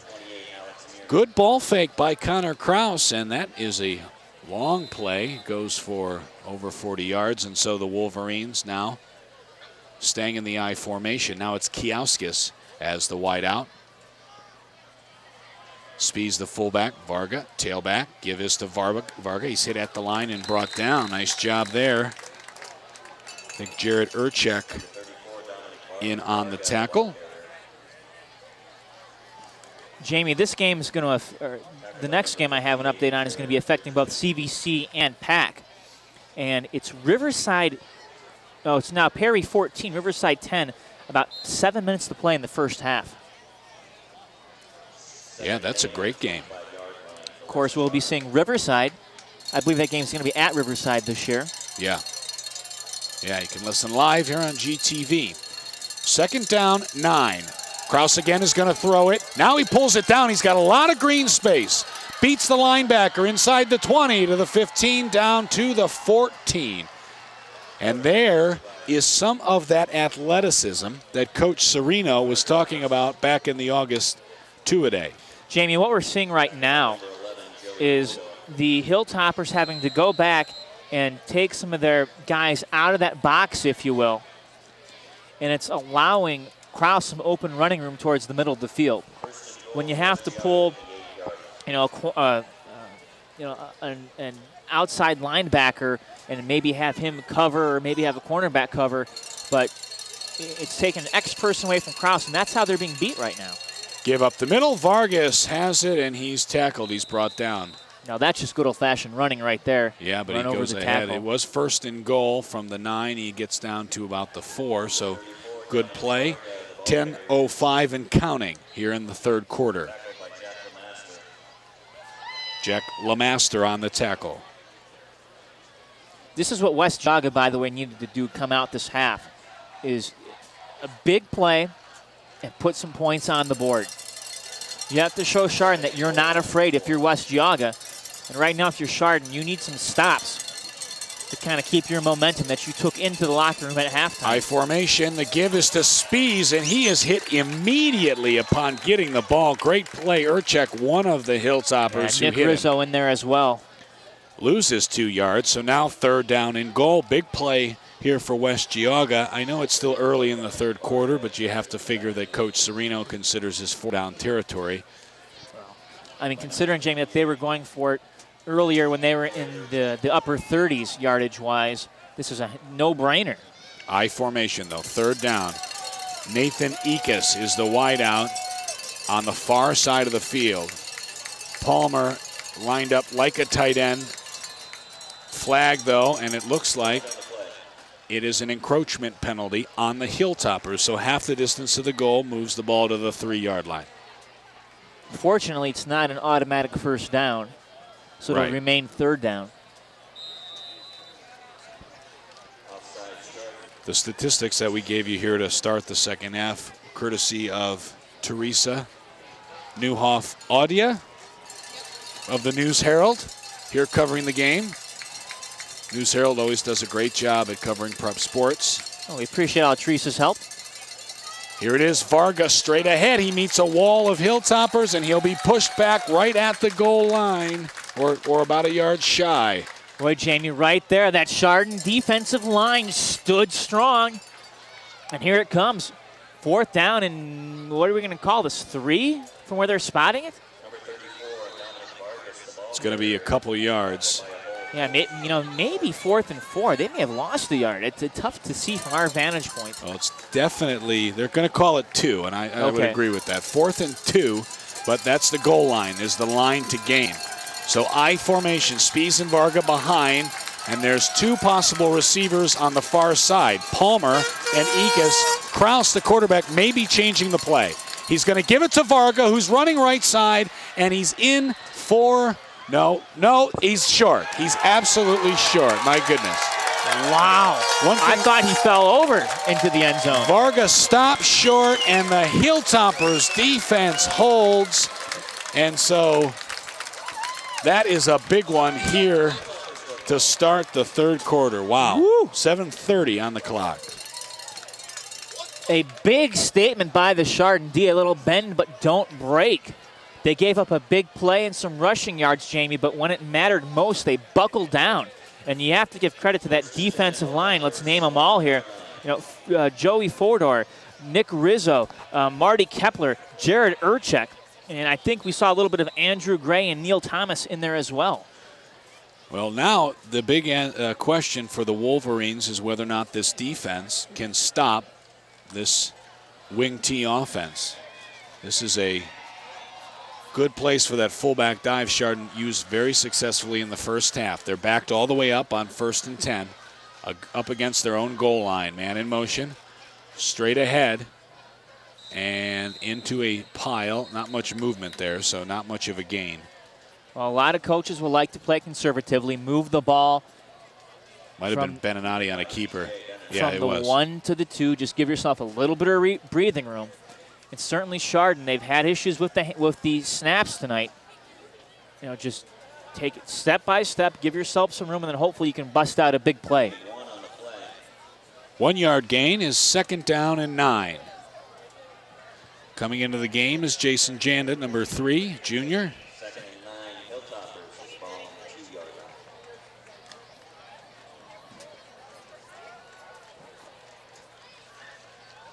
Beninati under center. Now there's a split end.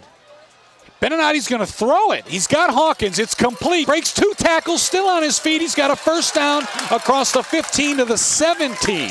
Wow, I was just thinking that in my mind. I should have opened up my mouth. It would be a good time for a screenplay. We saw Nick Ruckle do that last year at the university game, where Chardon, Mitch Hewitt finally let Ruckle throw some screens, and they had so much success with Zach Berry and Riley Hawkins catching those screen passes.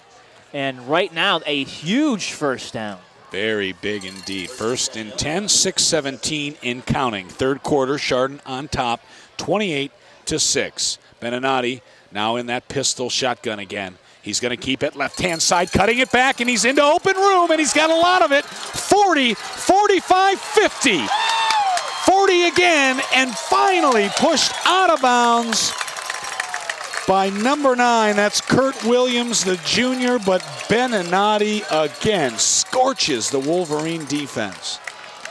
He did, and Joe Guerra just couldn't move fast enough to make a block for him up the field. Sometimes you have too much speed, you can run away from your blockers. And that was the case there. But, hey, you pick up a big, big chunk of yardage, and now your Hilltoppers are about, what, the 33-yard line, Jamie. They're back in business.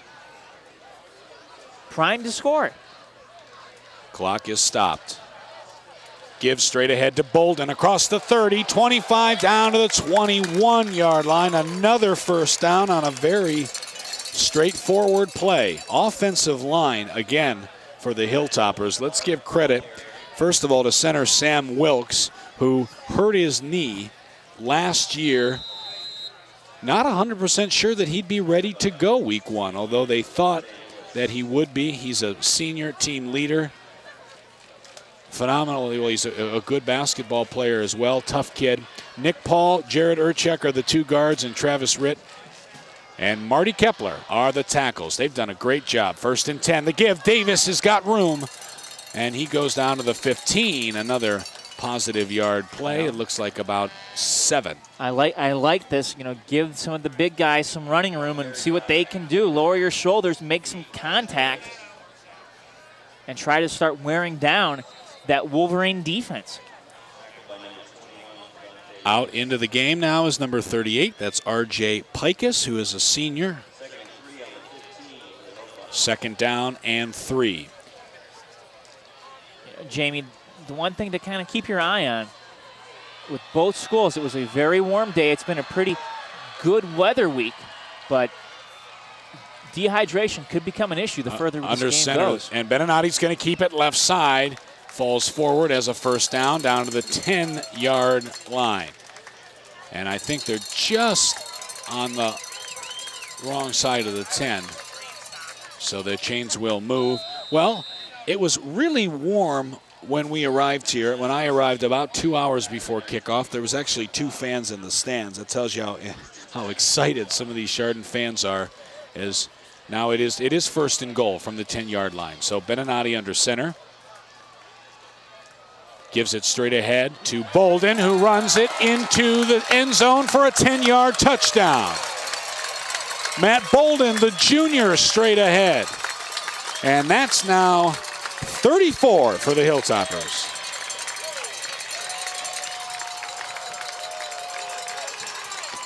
Chardon just piling it on right now, 34-6, exercising demons of the past in this game, Jamie. The wing tee is back, and it is looking good.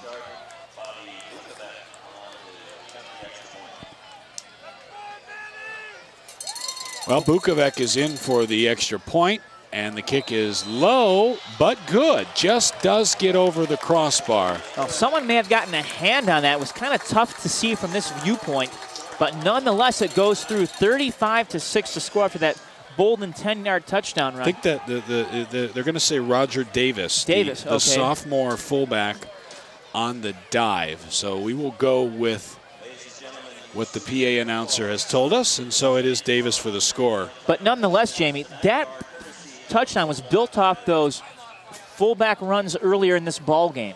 The same play, they tried it, they saw it worked, they busted it out right there, and they had good success with picking up those 10 yards.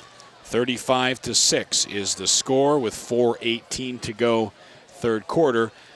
We were in the midst of saying, though, how hot it was here before game time, especially down on the field turf. It was really brutally hot, and I was just sweating trying to get some information from the coaches. But as it becomes later in the evening, it's really turned out to be beautiful. Very, very just warm temperatures. Couldn't ask for anything better tonight. Chardon Crazies are very excited over down in the end zone as Bukovic has the football on the tee. They have a lot to be excited about tonight. Great defense by Chardon. Good offense. Special teams have been right up there too. Another good low-lining kick right at the feet of Kiauskis. Picks it up at the 9, runs ahead across the 20 to the 23, and he's hit hard. R.J. Pikus, one of the guys in there, and I see number 23, Jordan Barrett, a sophomore, put a nice stick on Kiauskis. Well, Jamie would like to once again thank our funding communities, including those not funding this contest, for their year-round support. And the funding communities are Burton Village, Chardon Township, the City of Chardon, Hamden Township, Middlefield Village, and Munson Township. As always, we appreciate your support for GTV. Keeping it is Kraus on a shotgun, and he goes into the secondary across the 25 to the 30. That's a good gain of 7 yards. It'll bring up second down and 3. Well, we will have all of the sports, Matt, that we typically have. Schedule just went out the other day from Dave Jevnikar. I saw soccer, volleyball, and I believe Chardon tennis too. Chardon tennis, traditionally, that is Jan Black, who can't wait to see her here soon as we get toward the fall. Kraus from the gun, gives it to Varga, running straight ahead, now going to the far side, and he gets about 3.5 yards, and that'll be good for the first down. And Nick Lippert right there to bring him down. Dave Jevnikar, I gotta say, there was some issues with the headsets at halftime, so we've had to move some things around. But Dave, down on the field right now, listening to his iPhone. He's got his earbuds on, pacing around the sidelines. Dave, he's all business down there. He is. He's got to take care of the coaches, make sure they can hear each other, and doing a good job of it. Kraus from the gun. Now an option, left side. Pitches it to Kiauskis, who gets past the line of scrimmage, falls forward for about a yard. Well, that's a play that the Chardon Hilltoppers will be seeing much more of later on in the campaign when they have to face Riverside in the triple option. So it doesn't hurt to see a team use it right now. And they did a good job defending it too. They kept stringing the runner out. 2:42 and counting. Game always moves quickly when you have two football teams that like to run the ball. Same thing here. It's Palmer in motion, and it's Kraus who's going to keep it straight ahead from the gun. Goes about 3.5 yards forward, and it'll bring up about 3rd and 5.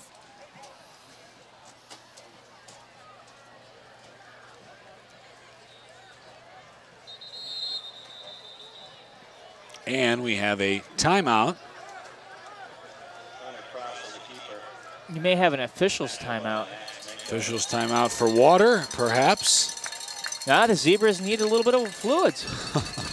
Well, hey, you know. Hydration is very important, especially this time of the year early when we're not at the sweatshirt weather yet, you know. You have to keep those electrolytes up. You don't want to pass out on the field. No question. I remember, you and I did a game, I think 2 seasons ago, Chardon Kenston. A lot of cramping. Scorcher, yeah. Right here at Memorial Field. When it is hot, it is hotter on the field by far. I mean, we're probably talking 5+ degrees. I mean, just the physics of it, basically under the field is a bunch of cut-up tires. And, right. And yeah, with the sun beating down. Rubber gets a little bit warmer than your normal ground would. So, by laws of physics, that's what you'll see. Well, it's 3rd down and a short 5. Kioskis from the gun. Gets it, looks now to the far side. He's got it complete the Spees, but a great open field tackle by the Hilltopper puts it at no gain. Believe that was, no, that couldn't have been. Maybe it was Lippert. It's just tough to see from this viewpoint, but I see Lippert was one of the last ones to get off that pile. 4th down for the Wolverines, and they trail by 29 points, but they're at the 39-yard line. So they will elect to punt. Coach Serino sends Andrew Hall out, and this is a good example of what West G is going to go through this year, Matt. It is a young team that graduated 23 seniors and lost most of the starters on both sides. So Lou Serino has really tampered down expectations as the punt goes out of bounds. He's tamped down expectations, and this is a team that made the playoffs last year, and before that had gone to the playoffs 2 years before. Both seasons, they started the year 5-0, struggled down the stretch. That happens when you have to play Aurora, Chagrin Falls, tough teams in the CVC Chagrin. But with all the talented juniors on this team, Coach Serino's going to take some lumps, and you never can build at the high school level, but you can get a lot of guys some experience going forward. And that's how programs, especially successful programs, Jamie, keep themselves strong. Is you have to play the juniors, you have to get them some experience, and every now and then. Beninati keeps it on 1st down, breaking tackles. Boy, is he slippery. That was a nice high step. Yes, it was. He's got about 4 or 5 on the carry. Well, clock continues to run, by the way, folks. Yeah, but your thought, finishing what you were. I lost my train of thought, which is why I was talking about the clock running. That's okay. Had to interject. My first senior moment here this year. Let's get it back to after this play. Okay. 2nd down 4, 40 seconds and counting. Beninati with the wishbone behind him. Riley Hawkins in motion. He's the ball carrier here near side of the field. Breaks one tackle, still on his feet. 45-40. Hawkins is fast to the 35 and down to the 32. You don't see that too often, a running back that cuts towards a group of defenders. Hawkins did that there. He might have had some room coming out near side, and oh boy. It's Hawkins, he's the Hilltopper down on the field. And based on his posturing, maybe that's the first cramp we've seen. I think it is. Needs those electrolytes. Juice them up, boys. Get some electrolytes. Matt Jaworski, always the first one. You have to drink the sports drinks. Since I'm not paid by a sports drink company, I will not give any names, but nonetheless. Hey, a couple other things to let people know about tonight, and one of which, as I mentioned before, which is Roger Horvath, who was the voice of the Hilltoppers, announced his retirement before this season. He has announced more Hilltopper football games than anyone else, and so GTV would like to say thank you, Roger, for your loyalty to Hilltopper football, and enjoy your retirement. A little weird not hearing his voice over the PA system tonight. I know, big shoes to fill for the new guy, as we've got some spectators joining us here. All right. Some of the young Hilltopper cheerleaders. Maybe future broadcasters. Nope, they just back away from us as soon as we say broadcasting. It is 1st down and 10, 13 seconds and counting. And now Beninati from, again, the pistol shotgun as It's Bolden to his left. 5 seconds now. Wolverine jumped, and there's the flag. 3 seconds on the clock. No, and that should do it. They'll move the football up. The whistle will blow. The clock will start. And just like that, we are heading to the fourth quarter. 35-6 Chardon. It's going to be a 12-minute cruise for the Hilltoppers, hopefully, here in the fourth. We'll be back with you in just a moment.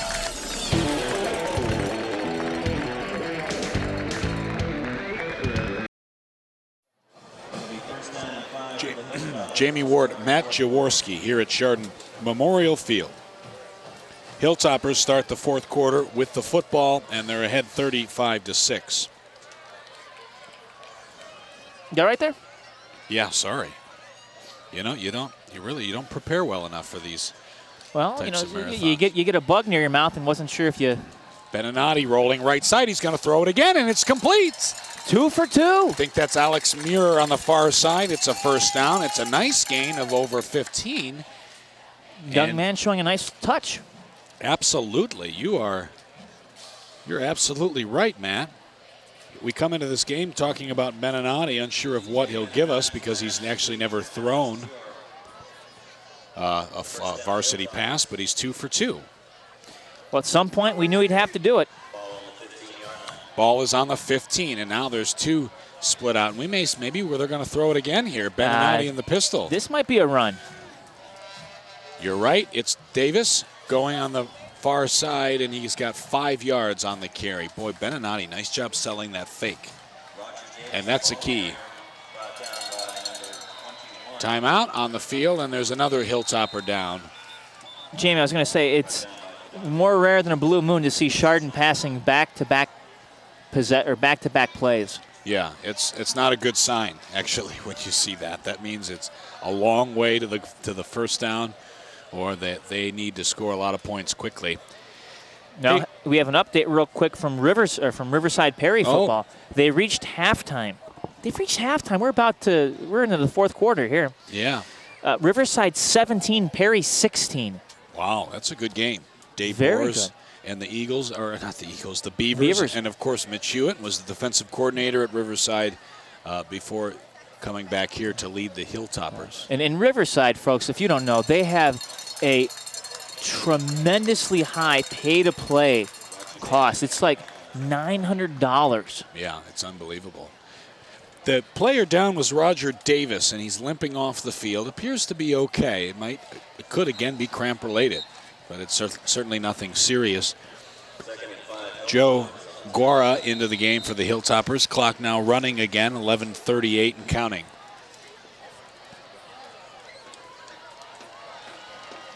Second down, 5, ball on the 10-yard line. And Coach Brian Landy's down on the sidelines talking to Nick Lippert and Cantaz, the cornerbacks, teaching defense.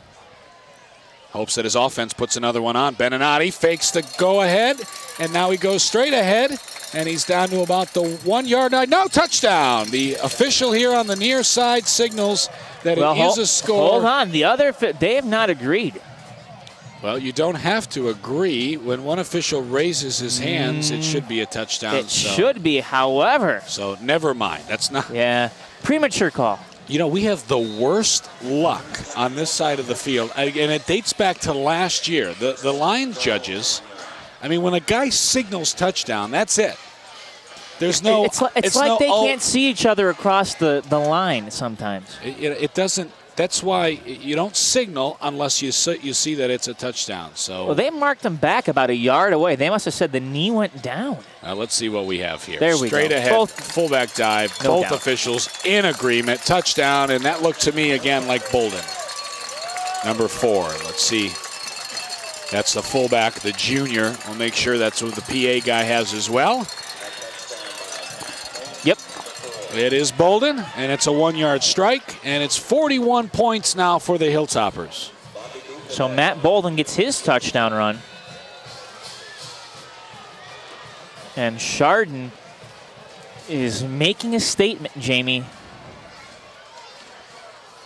P, after attempt is no good. It's short and wide left. And here come those red footballs, Matt.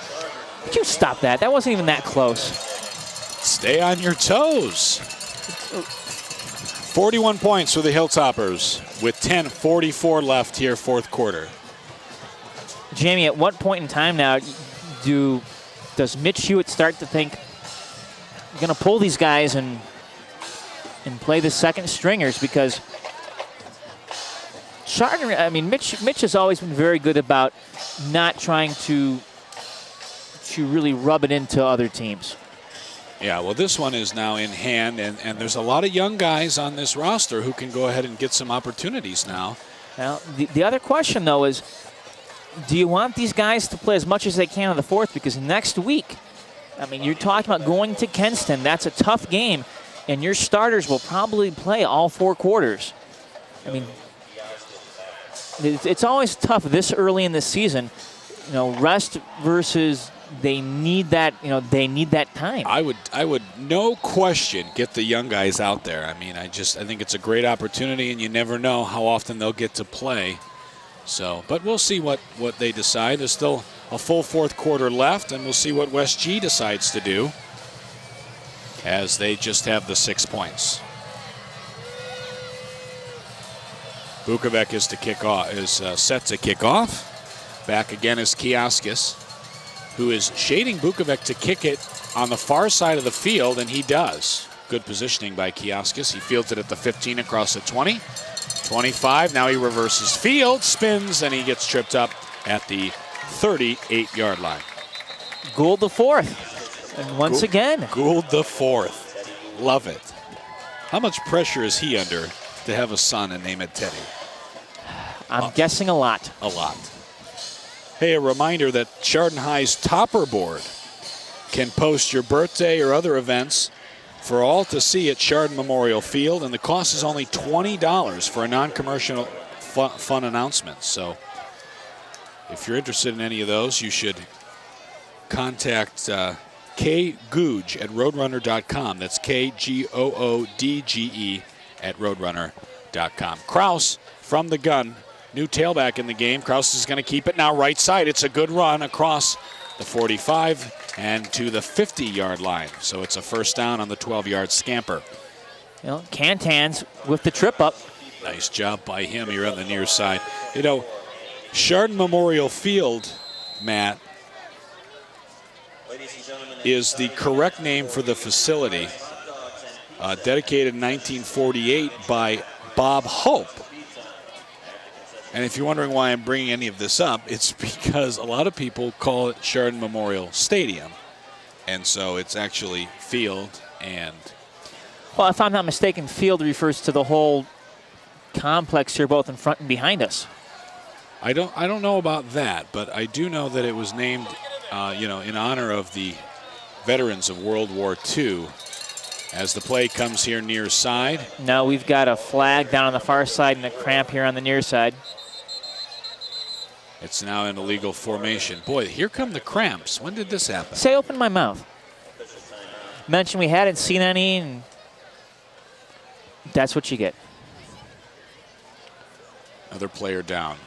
That might be Connick, but we'll just wait and see. He's going to go ahead and take some water while he's getting that right leg stretched out. And it's been all Chardon players, too. The penalty was an illegal procedure on West Geauga, so it'll negate the run, move them back 5 to the 45, their own 45, and it'll be 1st and 15 with 9:59 to play.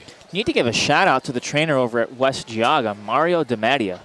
Good friend of mine, keeping his kids cramp-free so far. Yeah, you're right.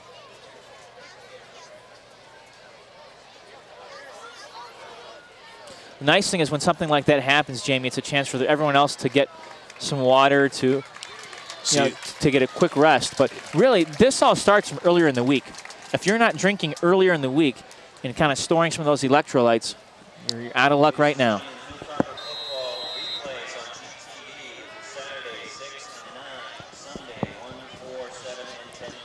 Well, I do see the junior Drew Gittins warming up here on the sidelines. That's Chardon's backup quarterback. Maybe we'll see him before this thing's over. And there is another penalty. Yeah, there's movement on the line. Official signals it is against the Wolverines. Boy. 5 more yards. Jamie, just looking back at some of the stats from when these two teams got together a year ago, and my, oh my, how 1 year makes a ton of difference. Last year, West G totaled 334 overall yards to Chardon's 122. And Chardon blew by that number, the 122 in the first half, and they have to be beyond 334 right now. Yeah. And I can't really imagine West G being anywhere near 300, much less, 334. Fantastic start. Kraus is from the gun. Varga still in the game. In motion is Kiauskis back behind Kraus to give his to Varga, and he has nothing doing. About 4 to 5, 6 Hilltoppers in on the tackle. Maybe give him a yard or two. Well, the nice thing is the clock continues to run. Once again, an incredible turnout here tonight. Not only the people in the stands, but all the fencing all the way around the field here, full of spectators and people, kids throwing the football and people catching up, and this is really a community event tonight. Jamie, I cannot remember seeing a sold-out Chardon Memorial Field. Kraus is going to keep it straight ahead, and he gets hit and will go backward. Another host of Hilltoppers in on the stop. Let's give the Hilltopper defense some credit. It's easy to talk about an offense that puts 41 points on the board, but as you mentioned once before, that front 4 for Chardon has played really well. And, of course, the secondary, 2 interceptions, Hawkins' deflection that saved the touchdown in the first quarter. All great efforts. And the linebacking core, too. Yeah. The LeMasters, Nick Lippert, Matt Bolden's gotten some playing time. I think we've even seen Joe Malone and Kevin Shoup out there as well. I see. I shouldn't really refer to the LeMasters as one person. There's 2. I see Roger Davis out there as well. Kraus is going to throw it on 3rd and very long. Pass tipped up in the air and incomplete. It was intended for the tight end, Tom Snavely. And so on 4th down, Coach Lou Serino sends out the punting unit with 7:33 left. This is the point in the game where coaches relinquish their headsets. I see Ty Merkel, who's a new assistant coach with this Chardon team and Chardon graduate, coming down from the press box. Yeah, a couple of the coaches have made their way down. It's going to be a fun weekend for Chardon when it comes time to watching this film. It's better than the alternative. West G punter puts a right foot on it. It's a good one. Hits at the 30. Takes a Wolverine bounce across the 25. And it'll be down at the 24. Well, they may have to re-kick. Penalty flags are down. More hankies. 2 of them right at the line of scrimmage, which was the 50-yard line. Last year, West G, 11 penalties for 90 yards. And they got to be close to that number tonight. There's been some. Jamie, have another. Oh, it's against Chardon.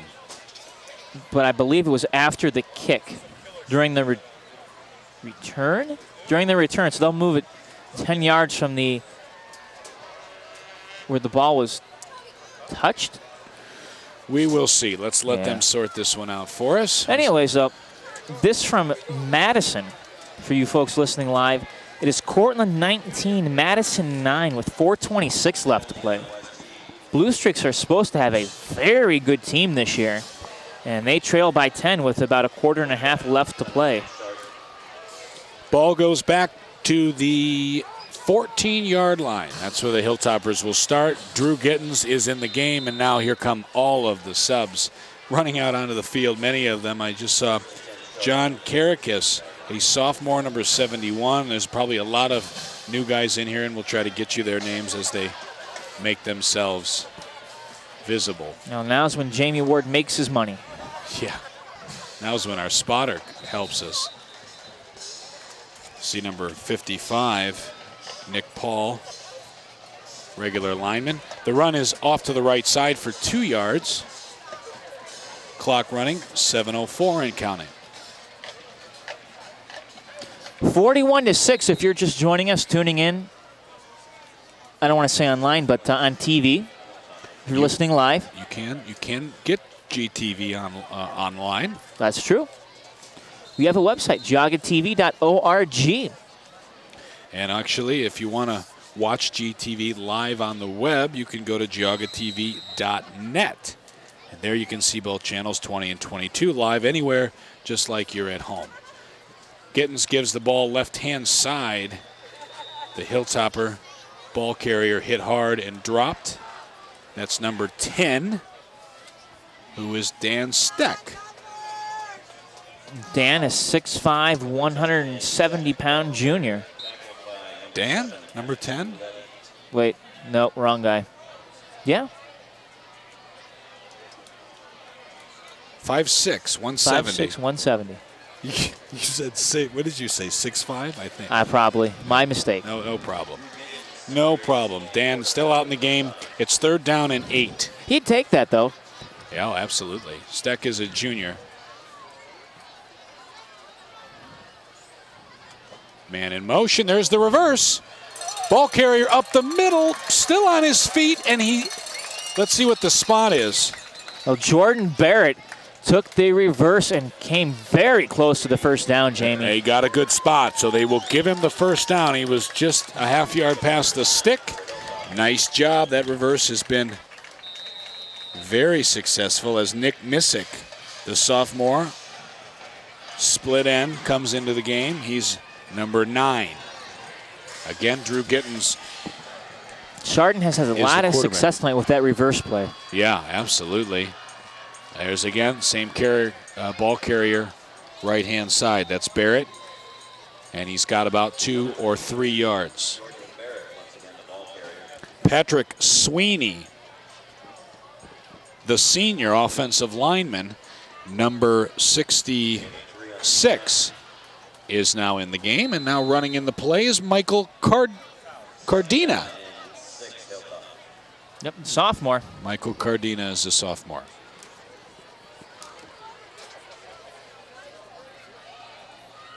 Oh, clock continuing to run down, 4:50 and counting. Hilltoppers enjoying a 41-6 lead here in the 4th quarter. Man in motion. Ball will be kept on the ground and nothing going. Looked like it was Gittens just keeping it himself.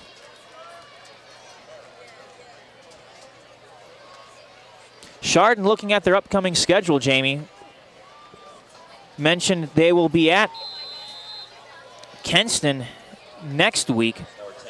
And then the week following, Maple Heights. See how the Mustangs are. A home game to North on the 14th and another one to Madison on the 21st. Now mark your calendars, folks, because that game against Madison is homecoming. So homecoming will be September 21st here at Chardon. We hope to see you for all the home games. Moving on the line. That looked like it might have been Max Minko, the junior, number 73, is in the game. And then Minko's a guy that can go both ways.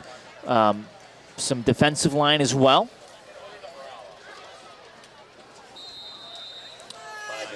Clock now once again running under 4 minutes. Connor McBride, sophomore, number 16, into the game.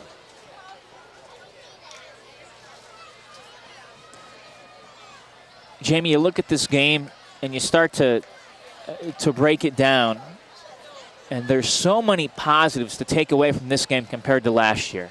Gittens is going to put it in the air, and his pass is complete. Nice job by Jordan Barrett to make the reception. He's immediately tackled, hit hard, but he's got, what is that, maybe 4 yards on the completion? 3? Yeah, 3 or 4. Well, I mean, for instance, the passing game. Chardon doesn't pass a lot, but tonight the passing has been effective. It's been on the spot. It's been good throws. And, you know, when you don't throw a lot, sometimes it's tougher because you're just not used to it. But, boy, you know, be it, you know, whichever quarterback's been back there has made some solid, successful throws. For those listening live, end of the third quarter, the Berkshire Badgers on top of their opponent, Pomatuning Valley, 28-7. Wow. So the Badgers, under new coach Alan Vanderink, starting out well as a timeout is taken by the Hilltoppers. And it looks like the Bombers are now trailing. That's Kenston. They're trailing Hudson 17-7. Wow, Hudson from the Northeastern Ohio Conference. What is that, the River Division, I believe? That's the same one that Mayfield's in. And Hudson went 10-0 last year, ran the table. They're a very talented team. Meanwhile here, Chardon had to burn a timeout. Yes, that's fourth down, and I don't know if they didn't have their correct punting unit on the field. The head coach, they haven't had to punt all game long. This is probably, who's on the squad again? Yeah, you're right. Absolutely. The punter, we think, is Drew Gittins, but we're not quite sure. it is Gittins, number 18. So the junior, Drew, is back to punt. And you're right, first time today for Chardon. It's not bad when the first time you have to punt in the season is with 2:41 to play in the fourth. Gittins directional punt right side, but a flag on the field. Looks like Chardon may have been illegally formated. As that ball is punted in the air to the right side, and it's down at the 48-yard line, but let's see what the penalty flag is about. We mentioned some of Chardon's upcoming games, and West Geauga, of course, has games too coming up. Next week they'll be host to Riverside, and then they'll host South before they take on the road to Harvey. And their homecoming is the 21st as well, home to Perry. Beg your pardon. Then they have a brutal 3-game road stretch, Jamie. It starts at Aurora on September 28th, at Orange on the 5th. That's a winnable game for them. And then at Chagrin Falls on October 12th, followed by a home game against Kenston. Whew. You want to talk about a make-or-break portion of the schedule. That is it right there. The heart of the CVC, Aurora, Falls, and Kenston. Absolutely. And from everything we've heard coming out of Chagrin Falls, they're, 42-0 at one point in their game tonight? Now 56-7. That team, I'm going to tell you right here, folks, that team should win state this year. Absolutely. You heard it here from me first. You're right. Vargas now the ball carrier for the Wolverines, and he's running, and he's tripped up at the 45-yard line. He's going the wrong direction. He loses yards. Well, Gould the fourth. Teddy Gould the fourth on the tackle. Although, I mean, they don't have the fourth on the back of his jersey. Think he just prefers Gould? He probably does, but he's on the roster as Teddy Gould the fourth. So let's get some clarification for next week's game. Yeah.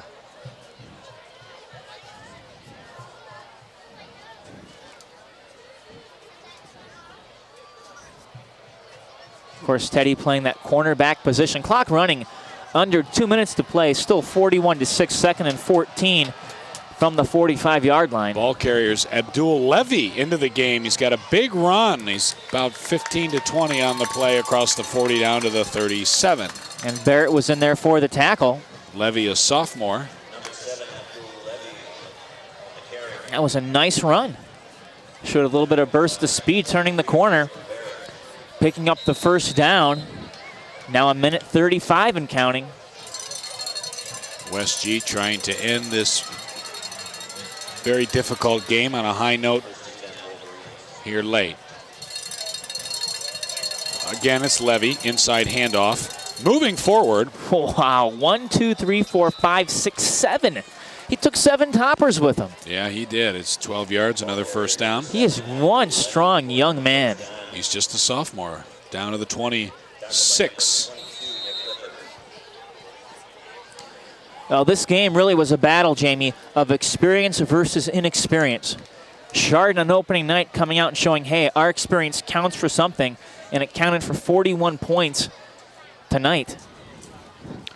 Now under a minute. Kraus from the gun. Again, it's Levy inside. Handoff breaks into the secondary and inside the 15 to the 14. Another first down. Sean Maroney had him by one ankle and kept dragging him, and eventually Maroney was able to bring him down, but he was taken for about a 3-yard little ride there. 50 seconds and counting. Chardon looked crisp tonight, to say the least. Their offense, outside of a few turnovers, functioned very well. Again, Levy, same play, same inside handoff. He does go forward for about 4 this time. 30 seconds and counting. Of course, well, there you go. You have a Hilltoppers down. So officials timeout for the player. Well, for one final time, Jamie, let's thank our sponsoring, our funding communities, including those not funding tonight's broadcast. Let's see if I can do this from memory here. We have Chardon Township, Hamden Township, Middlefield, Burton Village, and Munson Township, in no particular order. Thanks again for funding GTV, and stay tuned all throughout the fall as we have a lot to bring you, including but not limited to next weekend's Geauga County Fair. The great Geauga County Fair will be lots of coverage. What's your favorite part for the fair? I like the rooster flying contest. That's a big. See, the only place I know that they do that is here at Geauga County Fair. Yeah. If you want to see roosters fly, come to Geauga County. I'm sure the roosters aren't a big fan of getting thrown off the thing and having to see how far they go, but it's certainly entertaining for us. I always like looking at the livestock and the vegetables that have been grown in Lake County this year. Some nice vegetables, not much livestock. Kraus is going to keep it now, running near side, breaking tackles, and he goes out of bounds inside the 5. Let's see where they spot it. No, they're going to spot it at the 6. Of course, there'll be a lot of farm equipment on display as well. If you'd like to look at the latest and greatest from your John Deere and New Holland and all them. You sound pretty excited about I like fairs. The fair. I have a little farm boy in me. It's good. It's good. GTV is the place to get all of the coverage. There's no doubt of that. As here come the free hot dogs. 20 seconds to go. Give us to Levy up the middle, and he's in for a touchdown. The sophomore, who's carried the Wolverines on this drive, goes out from 6 yards in, his 5th carry. And so that gives the Wolverines 12 points.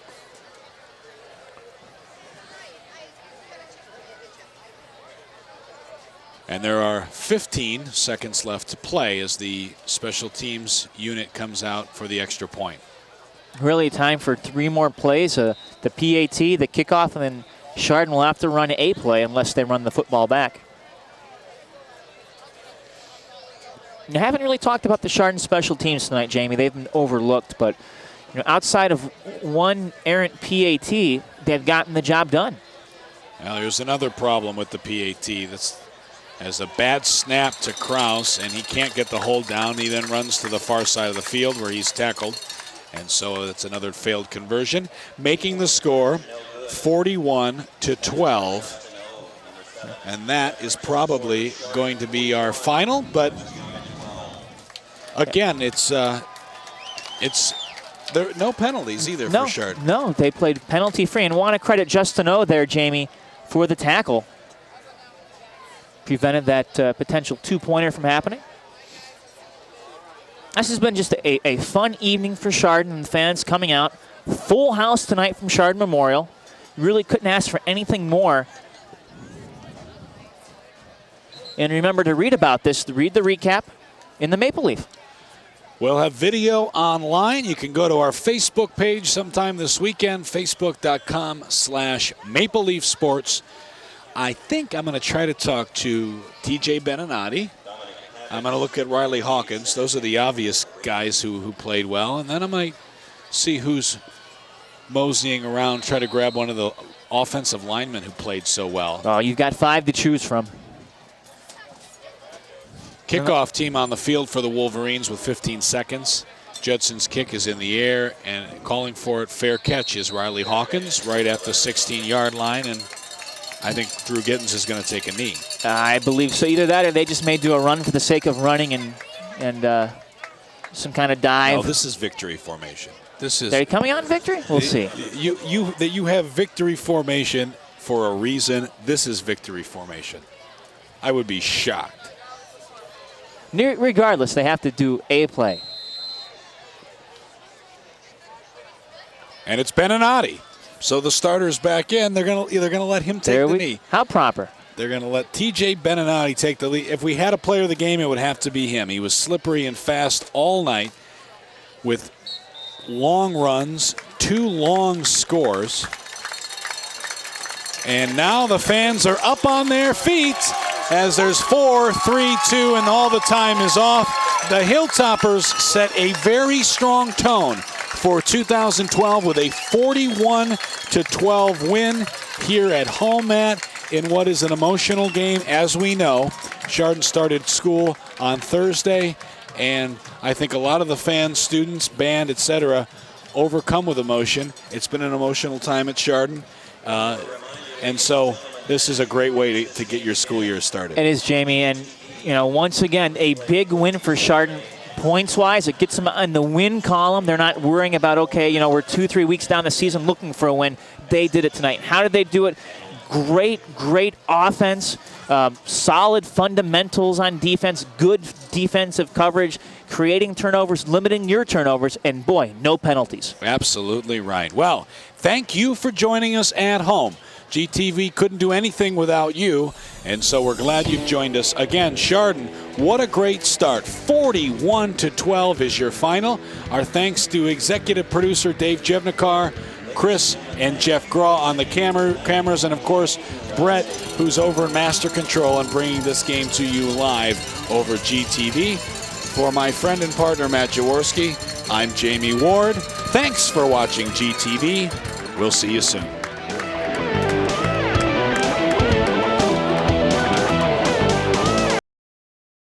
Guys, people always ask, they always say, like, when are you going to get a different offense? When are you going to get a different offense? I always tell them the offense works. It's the defense that we need to develop. And tonight I saw a defense that's developing. We're not where we want to be, but I'm telling you, fellas, there's going to be a great year ahead of us if we continue to work our rear ends off. Now, with that said, switching topics a little bit. Over the last 6 months, I don't know if there's kids that deserve a win like this on a Friday night, and probably one of the biggest crowds in the history of this stadium, more than you guys. I am proud to go to battle with you guys, and I want to do it for a lot more weeks. You guys deserve it. Enjoy it. Take care of yourselves. Hug each other up. Enjoy this moment, but realize there's going to be a lot more where this came from. You earned it. Like I said, what did I say before we left? You deserve this win, but you had to earn it, and you sure damn did.